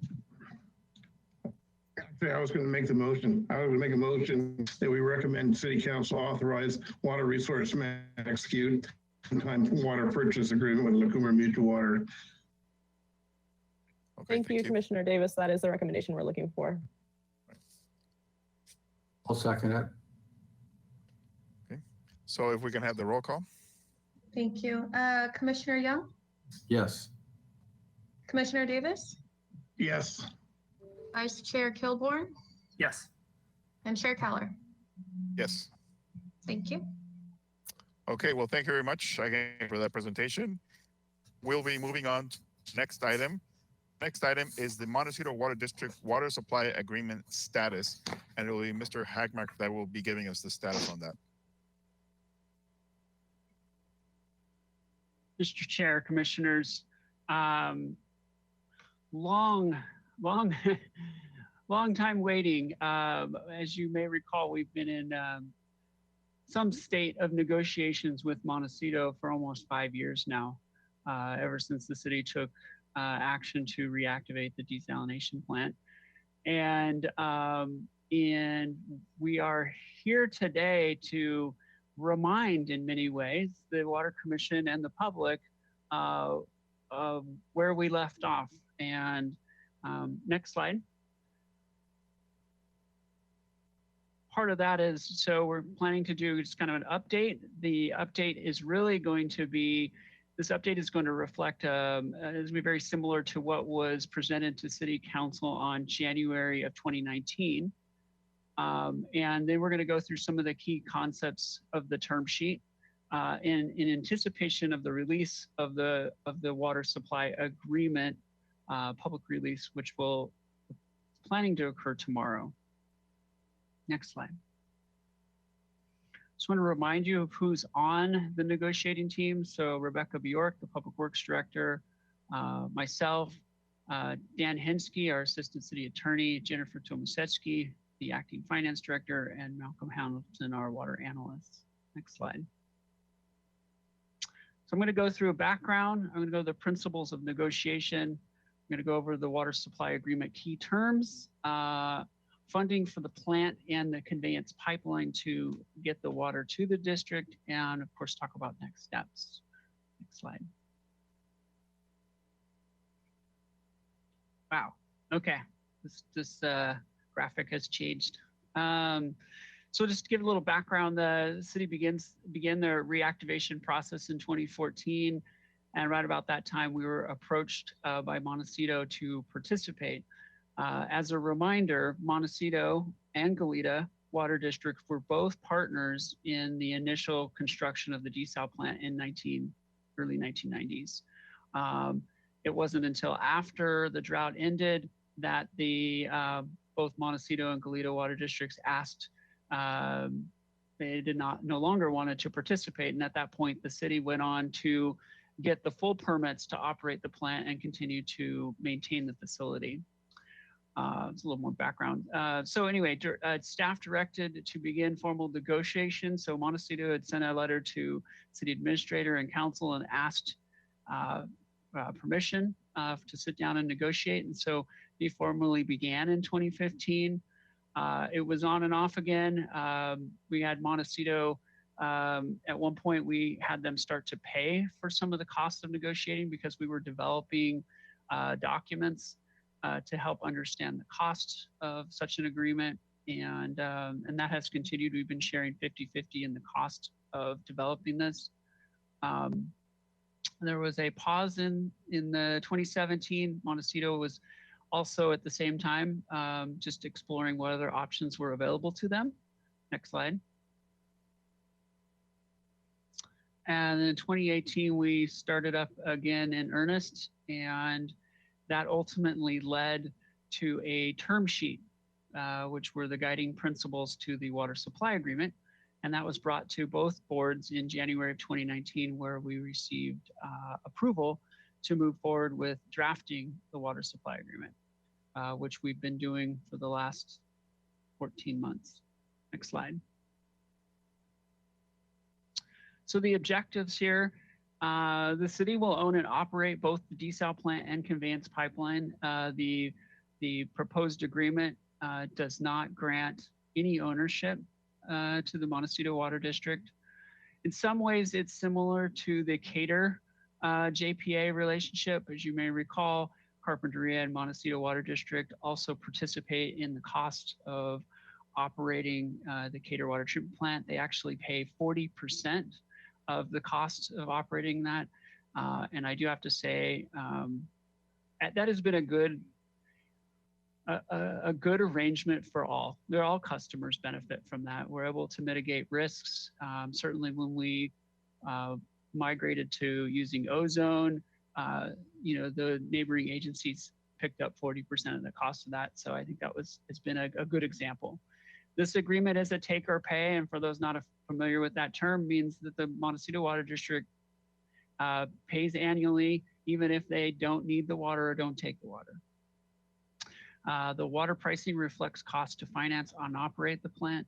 This agreement the city is not subsidizing water to Montecito. They are paying the full freight cost of this, plus they are recognizing the historical expenditures that the city had between when they backed out of their participation all the way up till 2015. The city spent money to get the permits that we have and to keep the facility in a state that it was still viable. And so this agreement recognizes compensation for that. And it also protects the city's water supplies by being able to, we all have shared resources, being able to also share now in the operating costs of desal is also significant. And of course, this agreement and the pipeline that will go in, I think improves the reliability of desal for this community, particularly in emergency situations. Next slide. So I'm going to walk through some of the key terms of the agreement. Next slide.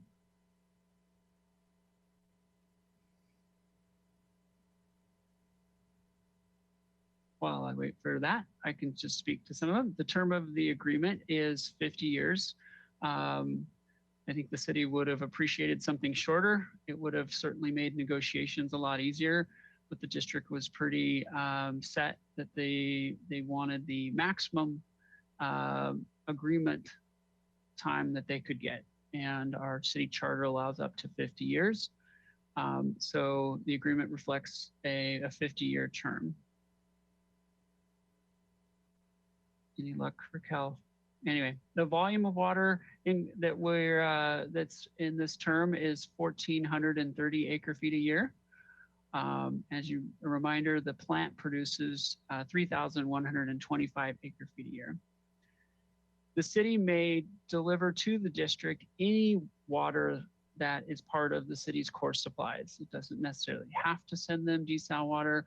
It could send them Kachuma water, state water, groundwater that belongs to the city.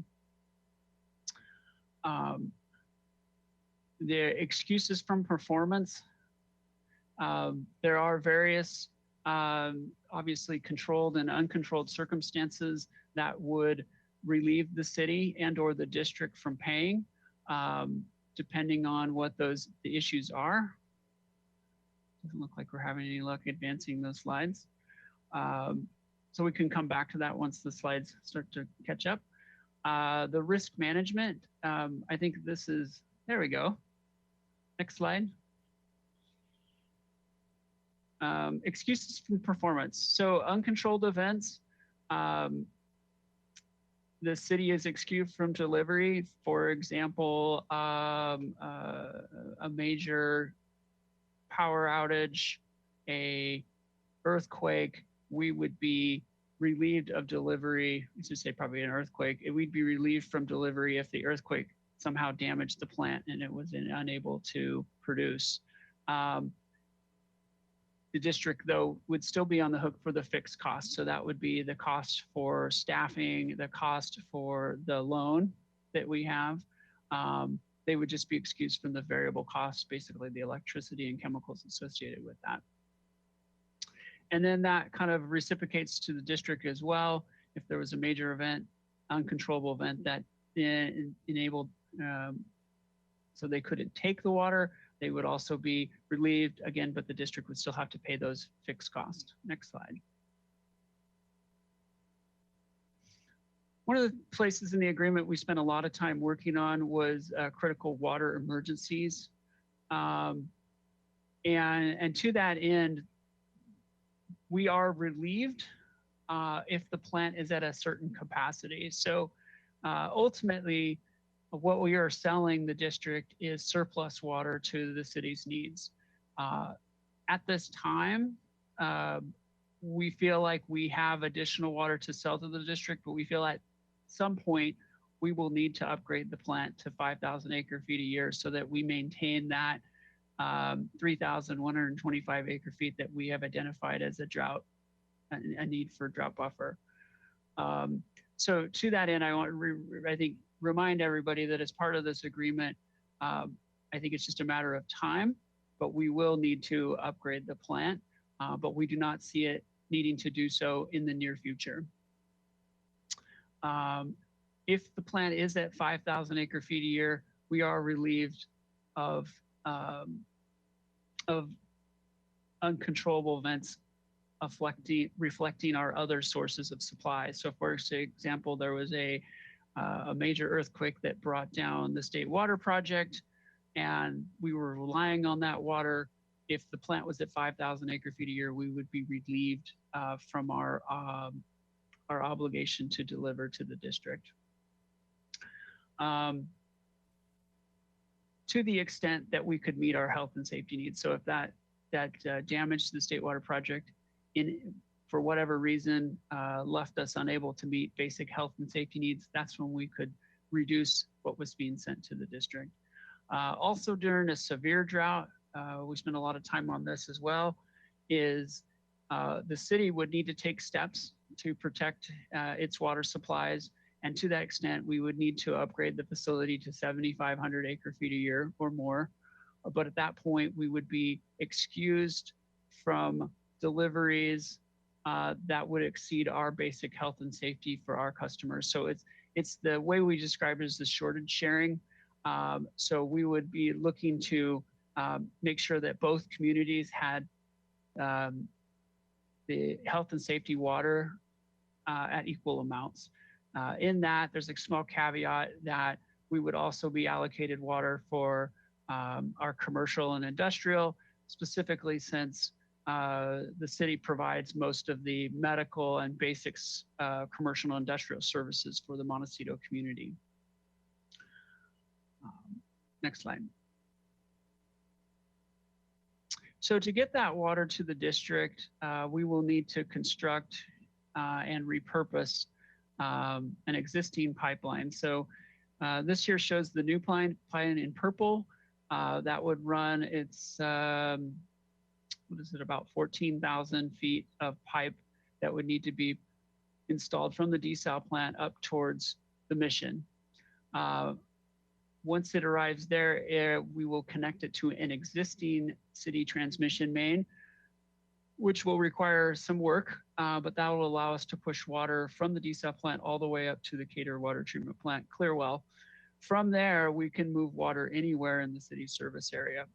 So there's an advantage to having that we currently don't have. The desal product water pump station is located at the desal plant because we're going to be, we will need additional pressure to push the water up higher and further. There are costs associated with that. The total cost right now for the new pipeline and repurposing of the existing pipeline and the desal product water pump station is estimated at about 19 million. Next slide.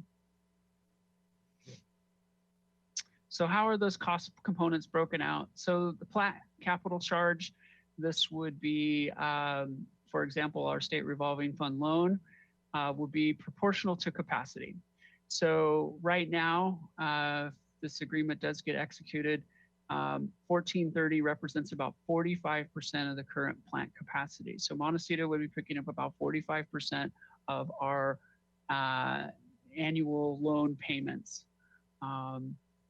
As far as the plant operating and maintenance goes, this will be proportional based on production, the variable, and the fixed will be a proportional based on capacity.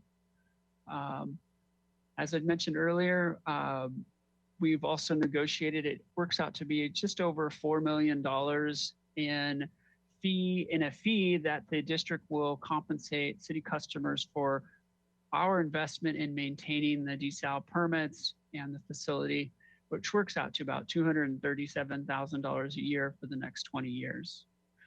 As far as the conveyance pipeline costs go, Montecito will be picking up 64.6% of those costs. That is, we came up with that number based on what it would have cost for the district to put in a pipeline, dedicated solely to the district. So we looked at several different concepts and ultimately came up with a value for them to put in, and I don't remember the exact size, but say it's a 12-inch pipeline. And then what we did there is said there's the value of that, and then what is the incremental cost to take it from a 12-inch to a 24-inch, which would serve the capacity of a fully built-out desalination plant at 10,000 acre-feet a year, and that ended up being a 24-inch pipeline. So that's how we arrived at the 24-inch pipeline and their share of that. The administrative fee, so this is going to cover basically staff time for administering the desal contract. So they're going to be picking up their proportional share. Of course, overhead for city council, and finance, all those elements in there. That works out to be about $200,000 a year. And then there's also grant funding. So we would share proportionally in grant funding, but it would be based on the capacity at 5,000 acre-feet a year, which would put the district at somewhere around 28%. So they would receive 28% of any grant funds that we receive for the project. Next slide. So as we've gotten closer, we've kind of narrowed in on a date, and we plan to commence deliveries on January 1st of 2022. The conveyance pipeline project has been designed and bid, and we actually have a construction contractor who's standing by waiting for award if this agreement does get approved. There's also the renewal project, which we've been in design and is nearly complete. And then there's the desal product water pump station upgrades, which is we've been holding off on awarding the design of that.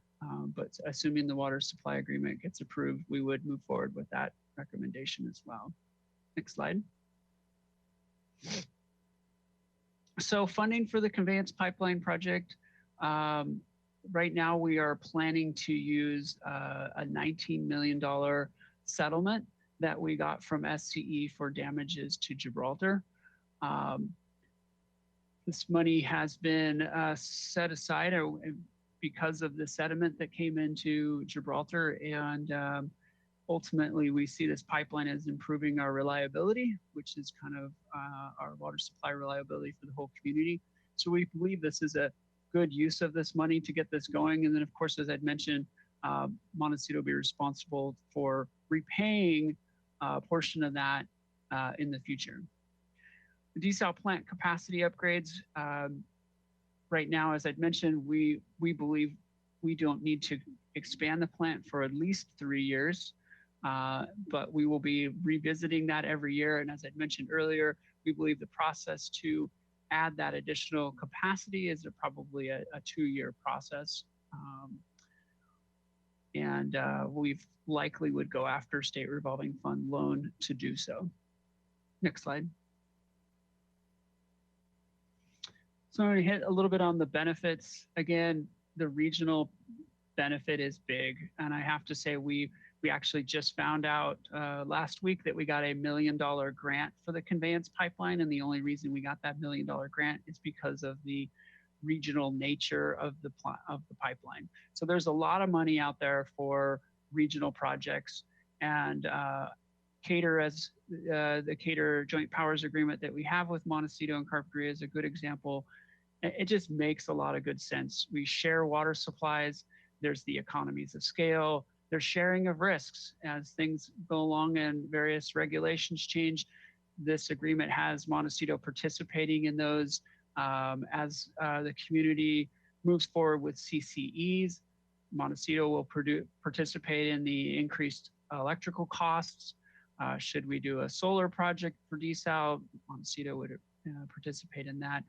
And then, of course, the improved water quality, as I mentioned earlier, being able to get desal water up to Cater allows us to blend that high quality water with our local surface water, which can tend to be very hard in nature.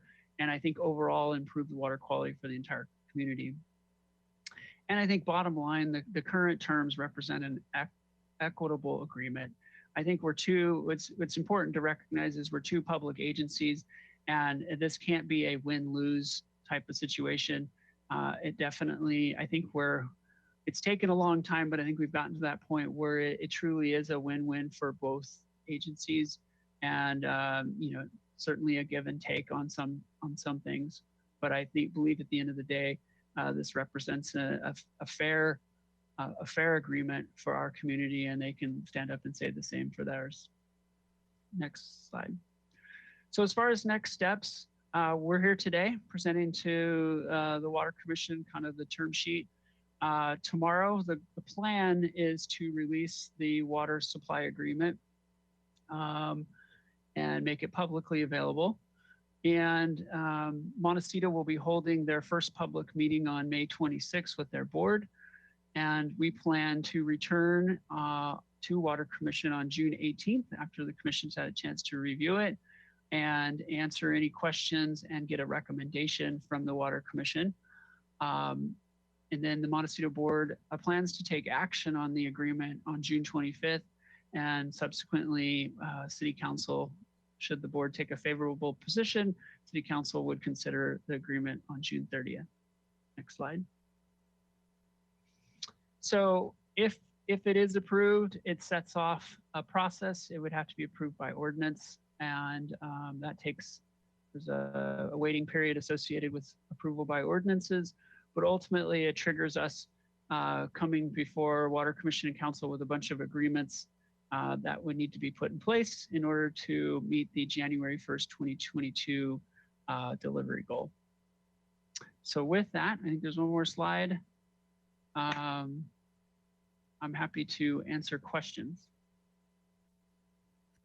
Okay, well, thank you very much for that presentation, fairly detailed, and also for the marathon effort of getting this thing done. So are there any questions from the commissioners? Yes, Commissioner Young. Thank you, Chair Keller. Joshua, a couple of questions. One, I wanted to start with the desal plant, and wanted to know if you determined what factors would actually trigger the upgrade to 5,000 acre feet.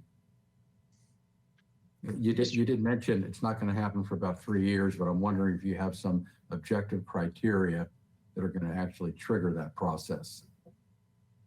Yes, Mr. Chair, Commissioner Young.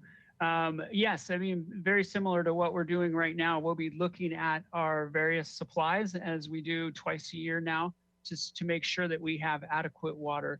If we come to a point where either we are uncertain about state water, we have concerns about our groundwater being able to come through for us, we would initiate the planning process to design process to start to acquire those additional treatment units. So we're going to be perfecting that, I think, through this water supply, the Enhanced Urban Water Management Plan. But we currently have a planning process that we go through where we're looking at all of our various supplies, with ultimately desal being that last increment of expansion as the last alternative. So do you have numbers for that? In other words, our water supply, water availability reaches a certain number of acre feet in a given year? No, in other words, it decreases to a certain number. Would that then be a trigger to initiate the planning process? Where we would project out that we do not have sufficient water from all of our other sources to meet demands is when we would, in this outer year, we would start that planning process. And then I may have missed this, but I was reading through the staff report as you were doing the presentation. Under the current scenario, without an expansion to the plant, what would constitute a water shortage emergency such that Montecito would not be able to get any water from us? Without expansion, there would not be a water shortage emergency in which we would be excused. Okay, so only if the plant goes to 7,500 acre feet would that situation arise whereby we could not be required to give Montecito the 1,430 acre feet. Right, that's when the shortage sharing would kick in, and we would be treating our customers the same. Okay, thank you very much. Mm-hmm. Other questions from the commissioners? Any questions from the public? Yes, Commissioner Davis. It's really a comment, not a question. I appreciate the update. And I just wanted to thank both the city's negotiating team and the Montecito negotiating team for getting us to this point. Because it's been, a little bit of a slog, but I think you guys have done just a great job. I just wanted to get that there. Thank you. Good point, Commissioner Davis. Any other questions? Any comments or questions from the public? Chair Keller, no public comment. Thank you very much. So I don't believe we need a recommendation at this point. This was just informational, and so we'll go forward. And as you pointed out, it'll come back to us in a few weeks. Okay, well, thank you very much. So now moving on to our last item on the administrative items is the One Water Santa Barbara status update. All right. Mr. Chair, Commissioners, Joshua Hagmark, Water Resource Manager, and I'm really excited actually to be here today. This has been in the works for a long time, is to move the city of Santa Barbara to a One Water organization. And I'm going to get into more detail about what that is and what that means. Next slide. So anyway, we're going to go through the purpose. What is One Water? I get that question a lot. Why One Water now? How we kind of develop this final vision, guiding principles and logos, and next steps and feedback. I do want to also say thank you. I do want to also state I've got Kathy Taylor, Amanda Flessy, and Matt Ward, who will also be jumping in and helping me to make this presentation today. So purpose. So the purpose of our presentation today is to introduce One Water. We want to share the One Water Santa Barbara vision and guiding principles that we developed with our 125 water resources staff members. We've spent the last almost year in various workshops and working meetings to try and develop what our vision of One Water would be. And we're here today to receive any input from the Water Commission and public on that One Water vision and guiding principles. And of course, recognizing that this isn't something that you check a box and you're done. It's a way of approaching all the challenges that face our water resources operations. Next slide. So what is One Water? One Water is a holistic approach to water resources projects, operations, and policies to ensure reliability and sustainability while promoting energy independence, climate resiliency, environmental protection, and community priorities. So it's really helpful here is to understand that, the city has, a lot of different efforts going on. We have the sustainability committee, we have sea level rise, we have our energy facilities team. We have all these different groups almost in silos working. And so what the intent with One Water is to bring all of those concepts together in all of the activities that we are doing. So we are evaluating all of these varying and sometimes competing interests to make sure that we're making the best decisions going forward. And for those who are familiar with systems thinking, it's kind of that mindset that we're all connected and everything that we do is connected. Next slide.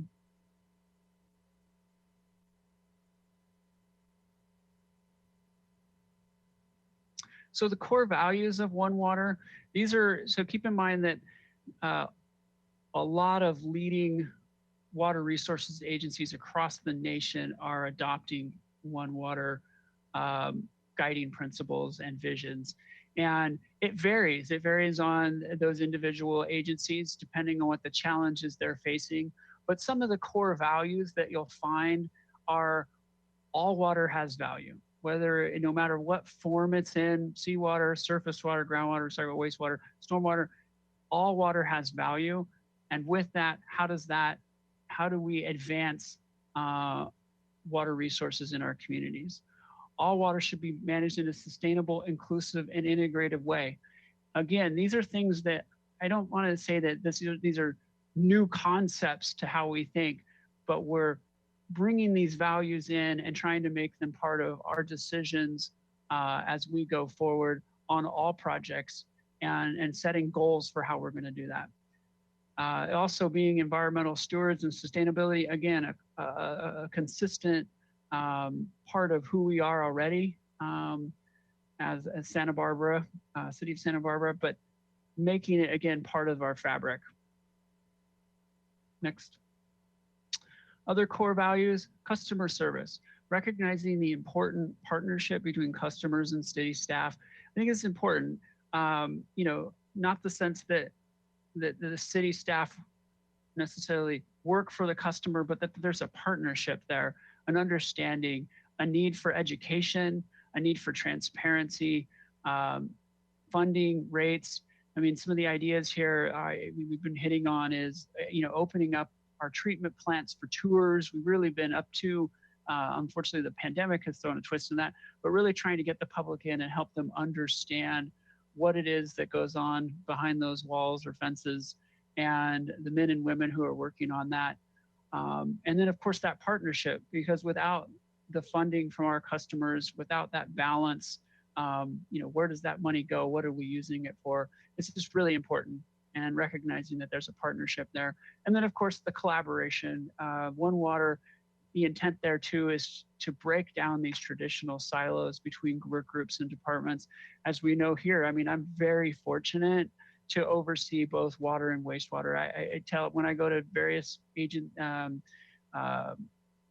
conferences, it's one of the things that I feel like makes us, puts us so much further ahead than a water district and a sanitary district where they really aren't working necessarily collaboratively. So we've already got that advantage here, but this also would draw in energy, environmental protection, stormwater, recreation, recognizing that all of these various groups, we have a common theme and a need to work closer together. Next slide. So with that, I want to turn this discussion over to Kathy Taylor, our water supply manager. Thank you, Joshua. Good morning, commissioners. You might be asking why One Water now, especially in the current situation. With coordinating and finding mutual beneficial solutions is imperative. As Joshua mentioned, our mindset has been One Water, but this is a way of just formalizing it, saying out loud, and helping to share the idea with others. And right now we have momentum to advance this and this important initiative. And when working together, would be better prepared to handle crises such as the COVID-19. We can support each other and better understand where, provide the support and understand the struggles we each are having, and together we can overcome them more easily. And we're already championing this internally, and we can continue to develop efficiencies and connections within the division and beyond. Next slide, Michelle. So we've done a lot of work leading up until now. This past year, we've had many workshops with staff talking about OneWater. We held a planning meeting on April 22nd, 2019. In June, we were holding visioning workshops, and in July, we were holding meetings with the managers and supervisors. In August throughout March, this past March, we have been holding staff workshops because we really want to make this a staff-driven process and include them. So, they are making our vision for us. Next slide. In the staff workshops, we introduced OneWater, discussed its application and the potential actions, create connections between daily activities and how OneWater affects or supports them. And again, to reiterate, we get feedback on our vision and guiding principles from our staff, because the success of this will be having it be staff driven. Next slide, please. And with that, thank you. And I would like to turn the presentation over to Matt Ward.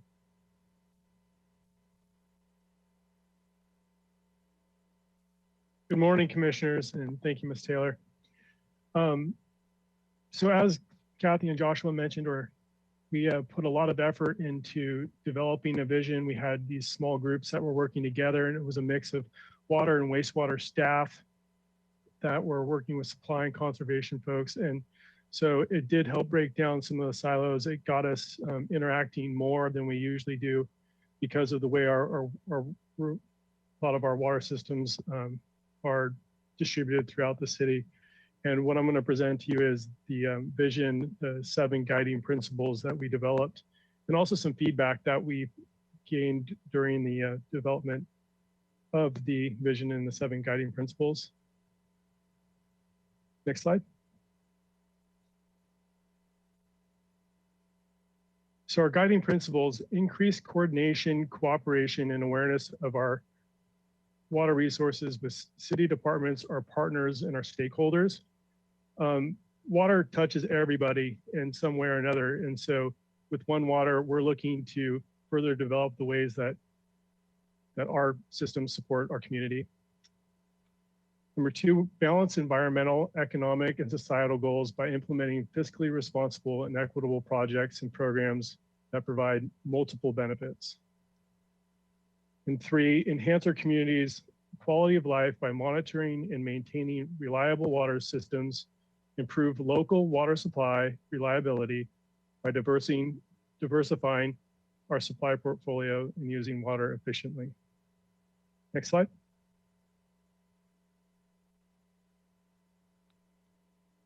Four, improve local water supply reliability by diversifying our supply portfolio and using water efficiently.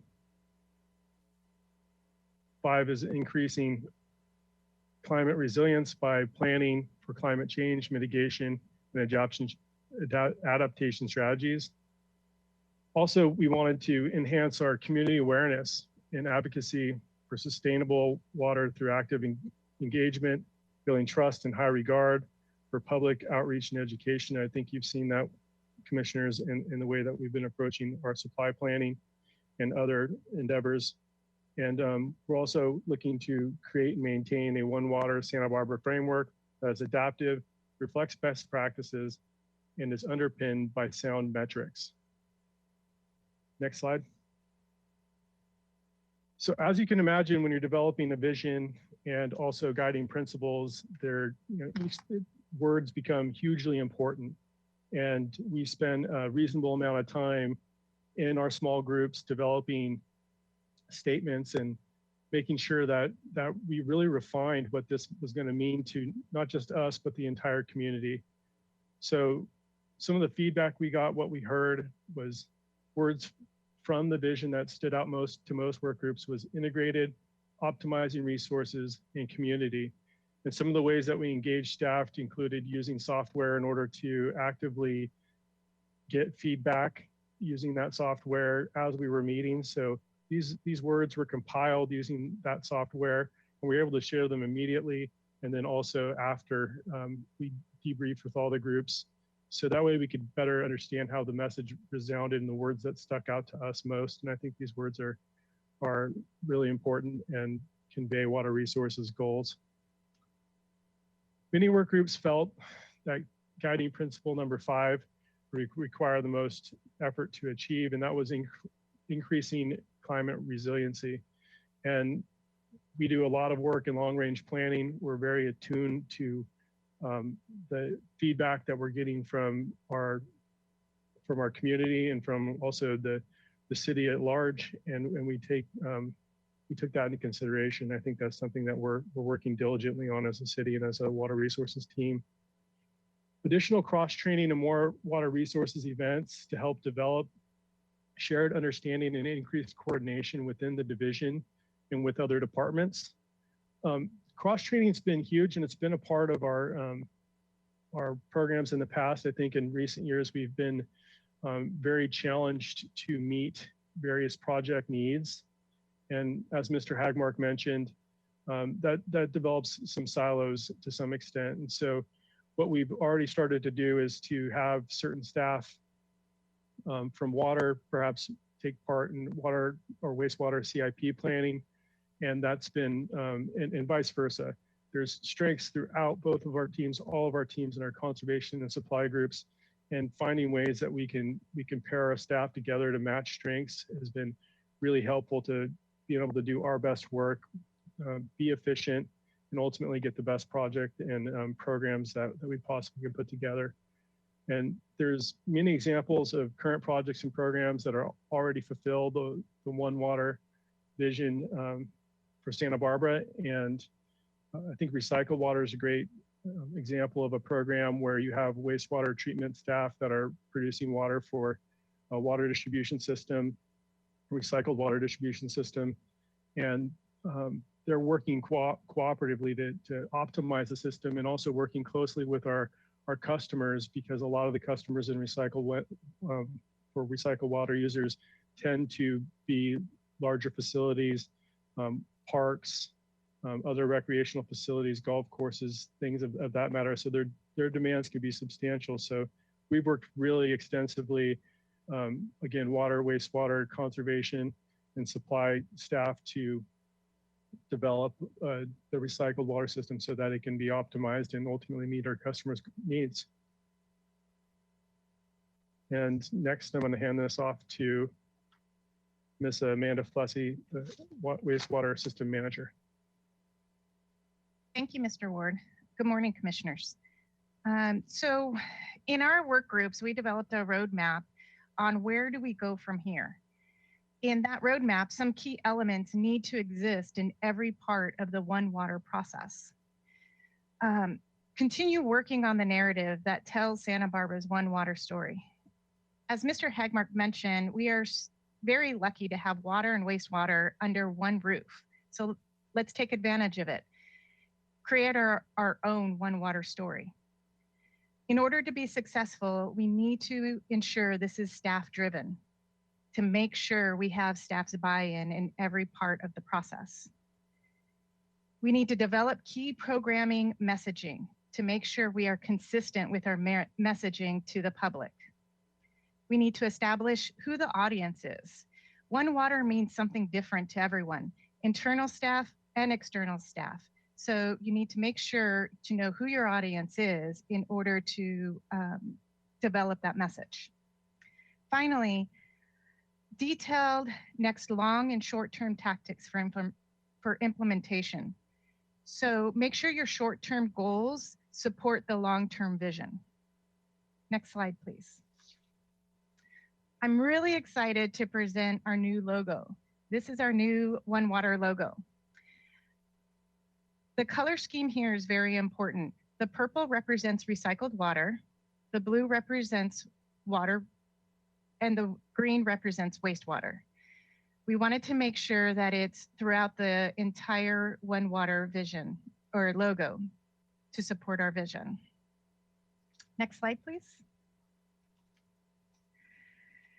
So our next steps, develop a feedback loop with staff. As I mentioned before, we really need to have staff's buy-in. So how do we do that? We develop a digital suggestion box. So what we're gonna do is kind of establish a one central location on our SharePoint site and for all staff to go to either put in suggestions or also as a resource if they're looking for messaging that water did or wastewater did in order to create that consistency.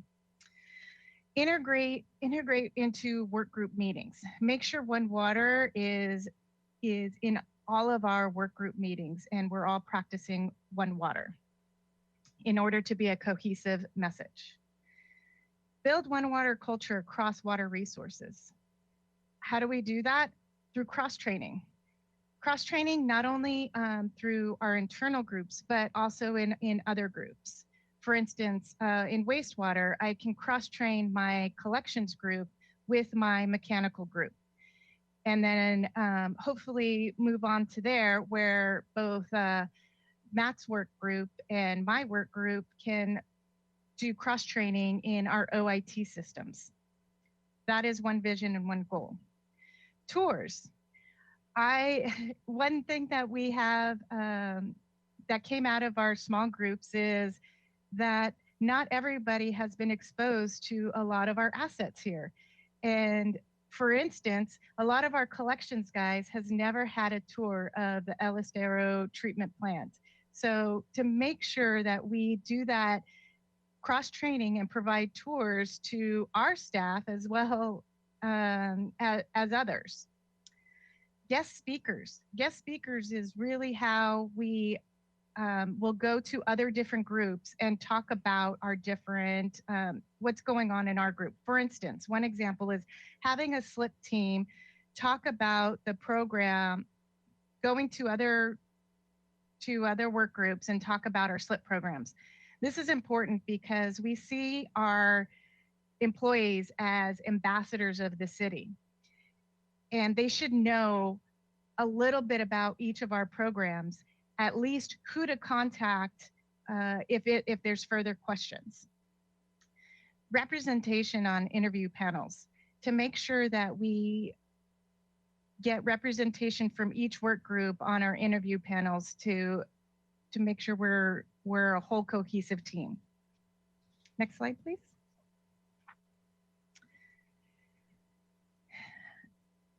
Complete and implement the roadmap. The roadmap is kind of our outline and we need to complete it and then move forward with it.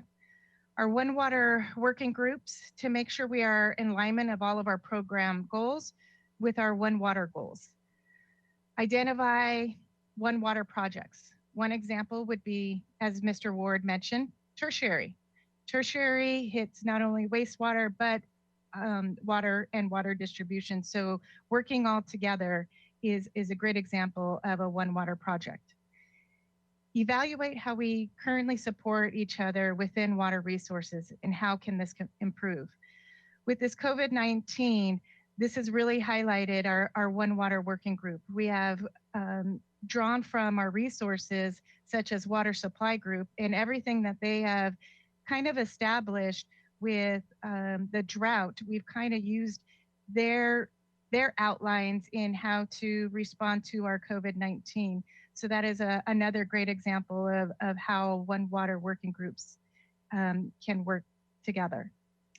Identify current performance measures that One Water can evaluate how further integrate these guiding principles into performance measures. This will be definitely a challenge, and this is where our short-term and long-term visions and goals will go into place. Next slide, please. And with that, we'll take any comments and questions.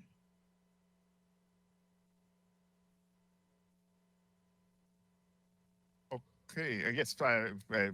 First, I just wanted just a minute. So I wanted to first congratulate the whole team. I mean, this has been a really tremendous effort, and I really like the logo. It's really cool. So I think it's a really good idea. One gets to understand reclaimed water, fresh water, and our wastewater. I think it's a really neat one, and I think the effort is really good.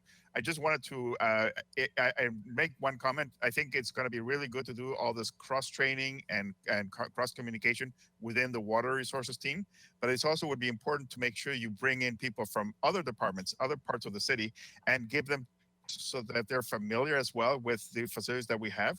People from parks could see where their reclaimed water is coming from, and people from finance would understand why we have to spend the kind of money that we need to spend on these. So I think it's really important to get everybody on board and understand all of these things. It could be small groups, but I think it would be something good.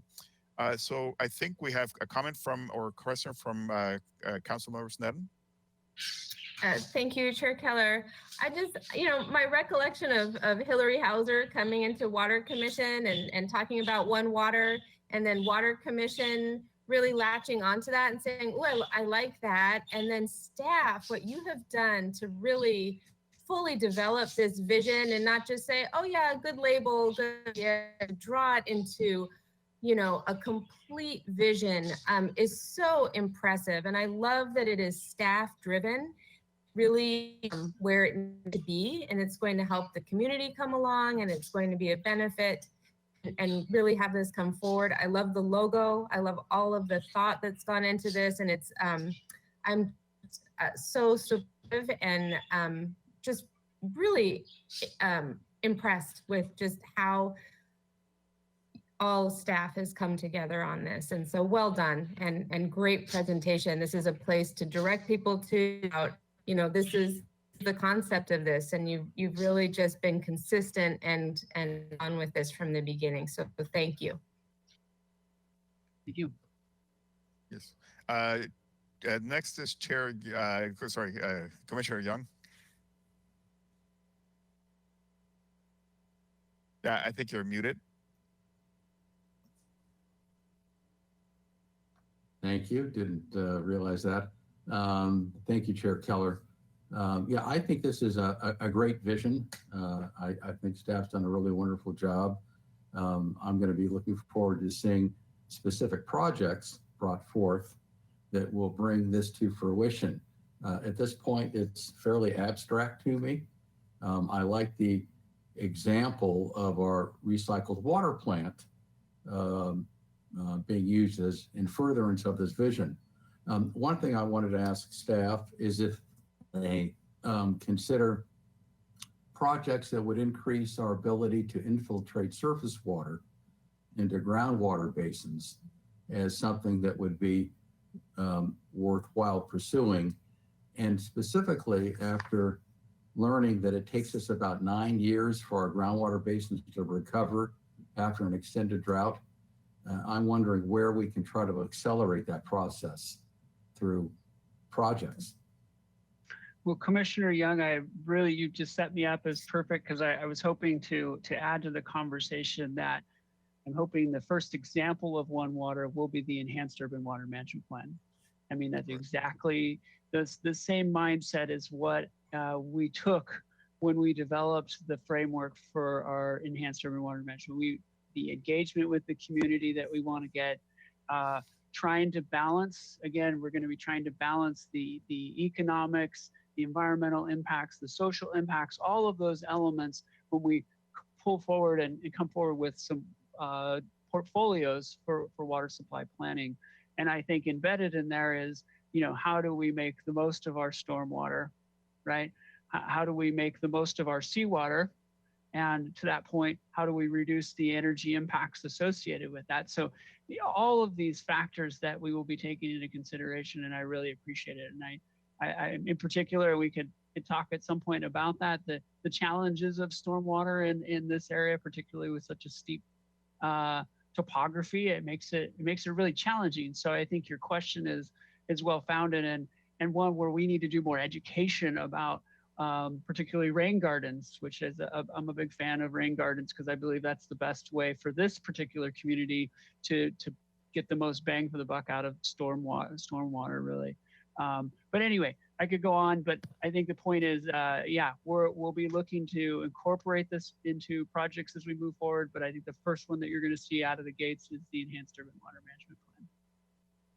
And if I could just add another comment, this vision matches quite nicely with how the Regional Water Quality Control Board looks at, water quality, restoration, protection, et cetera. And, I'd love to see staff do some presentation to the regional board, simply because what I have seen over my 20 years is that many of the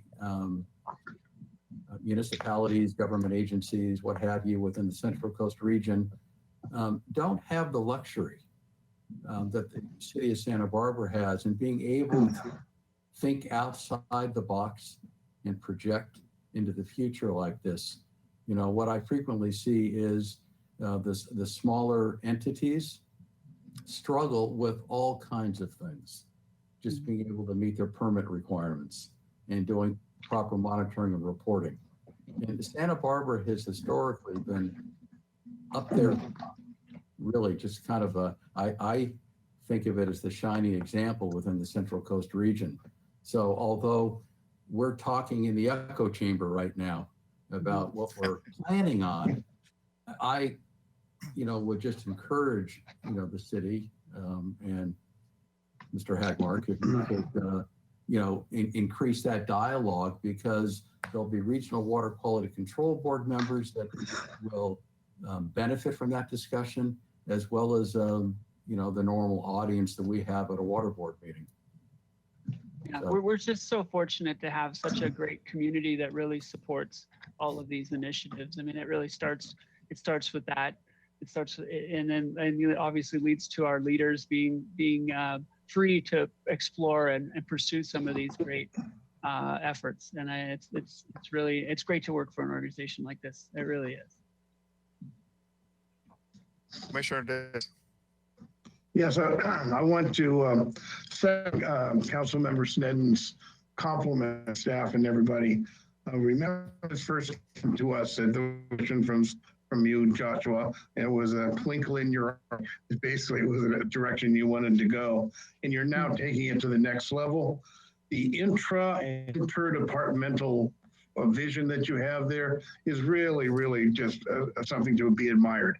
So I just wanted to put my here into the thank you for bringing it to the next level, and seeing that vision that you had when you first came to us basically is paying off, and double thumbs up to the logo. Love it. Great. Commissioner Kilgore? I'll concur with those comments. Yeah, this is all coming together really nicely. The logo looks great. Very simple, but very well stated with the three types of water. But yeah, I like to see all the collaboration and outreach, and it's all coming together really nicely. Great job. Thank you. Okay. Is there any public comment? Chair Keller, I did receive an email from Charles Hamilton. His question is, when is the next stakeholder meeting for the Enhanced Urban Water Management Plan? I can handle that. So the next stakeholder meeting is actually next Thursday. Again, that's a small group. The group has grown to about 24 people now. But we will be bringing back, after we have that, I think we're headed back to Water Commission in June to check in. July timeframe to check in. And I think after that, sometime in September, we'll have our first public meeting and actually have something to kick around. Thank you. And I don't have anyone else who would like to make a public comment at this time. Okay, well, thank you very much. Commissioner Davis, do you have anything more? Or? Yeah, just on that last point, Joshua, Mr. Hagmark, could you say, to make it convenient, could you send us the link to the stakeholder group's presentation materials so we can see them? Okay, I appreciate that. Yes, we'll send you a link to the website that we've got set up for that. Great, thank you so much. Okay, well, thank you again, and thank you and congratulations for this One Water effort. Really outstanding. Okay, so we're now on to our last item on the agenda, the Water Resources Managers Report. So, Mr. Hagmark. Yes, Joshua Hagmark, Water Resources Manager. Mr. Chair, Commissioners, I'm going to move fairly quickly through this because we just did a water supply update. But one of the things I want to point out in this graphic here, which I think was really meant more for a packet rather than to speak to, but you'll notice that the last 3 months we have produced desal water and we had planned to have it down. As you may recall, we were going to do some work to the intake pipeline. Our permit before the Coastal Commission got delayed because I believe a bunch of the Coastal Commissioners got sick with COVID. So that whole thing got pushed out. So we are eventually we'll be doing that work, but that's why it says 0 and why there's water being produced from desal right now. Next slide. I had nothing standing out on this one. I think we're just still seeing great conservation from the community. Next slide. 12-month running average for our gallons per capita per day is at 89. And keep in mind our 2020 goal that was established 10 years ago was to hit 117 gallons per capita a day. So we well exceeded that. Next slide. This graphic is often part of the water supply manager or water manager's report, but I just threw some graphics in here to kind of give a sense of some of the sedimentation going on. So here was the pre-Zaca capacity of Gibraltar, and then the pre-Thomas post-Zaca is this middle line here. And then where we are right now with post-Thomas capacity. So we continue, we lost just under 1,000 acre feet of capacity due to sedimentation. And, I don't think, unfortunately, we're not done seeing the full effects of the Thomas fire on Gibraltar capacity. But I thought this was an interesting way of kind of showing that those drops, significant drops in capacity. Next slide. So we have this graphic in here just showing how the Cachuma behaved during the last major drought and kind of where we are right now as composed to the reservoir. So we're in good shape. So I'm just gonna, if there's any questions, I'll move along. Next slide. Next slide. These are all graphics that you saw during the water supply update. Next slide. Next slide. Okay, so this is our production from El Estero. And you will note we are seeing some pretty low flows at El Estero. And interesting enough, we did get some, as you may recall, every time we do get rain in a month, some of that rain does get into our wastewater system, and you can kind of see those in past flows. But really haven't, I mean, our flows into El Estero are historically low. I think we had a point, what is it, December of 2018 at 5.8, but we've been seeing that consistently over here. So wastewater flows have really dropped off. Next slide. You saw this as part of the graphic, so I'm gonna just move along. Next slide. This is some of the new information we wanted to talk with you about related to the sewer lateral inspection program, otherwise known as SLIP. So what we have here is city initiated cases. And as just a reminder, we are not penalizing our customers right now for not taking actions on their laterals, but we continue when we see private laterals that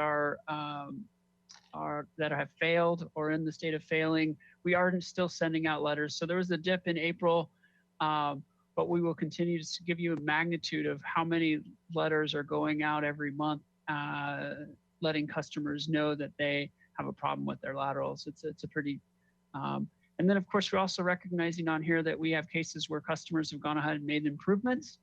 And those are also shown in here on as we move forward. Next slide. Really proud of this, wanting to show here we have sanitary sewer overflows. These are the city's sewer overflows, and you'll notice for the last 4 months, the whole calendar year so far, we've had 0 spills in the collection system. And you'll notice even last year, July, August, September, October, 0 spills.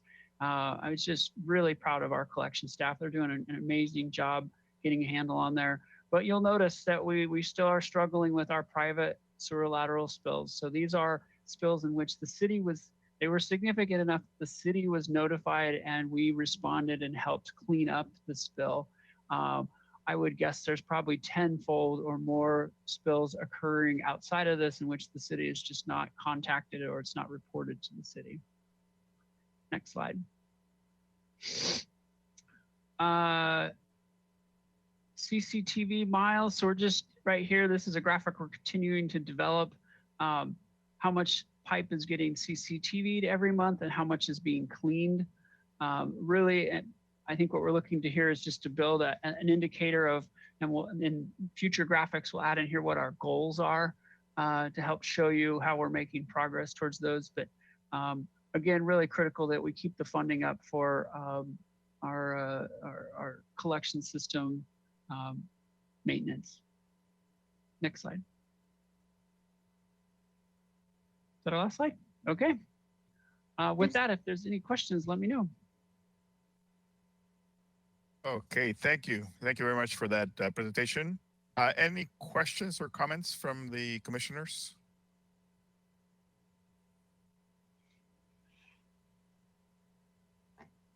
Okay, any questions or comments from the public? Chair Keller, no public comment at this time. Okay, well, great, and thank you very much. And I think we are getting towards the end. So I believe we have now just for our next meeting will be on Thursday, June 18th, 2020. And so we will probably be also using this form anyway. So we'll be seeing you in about a month. Thank you very much, everybody. And thanks for your participation. And in particular, thanks to all the Water Resources team for a great job during these circumstances. Okay, goodbye. Thank you.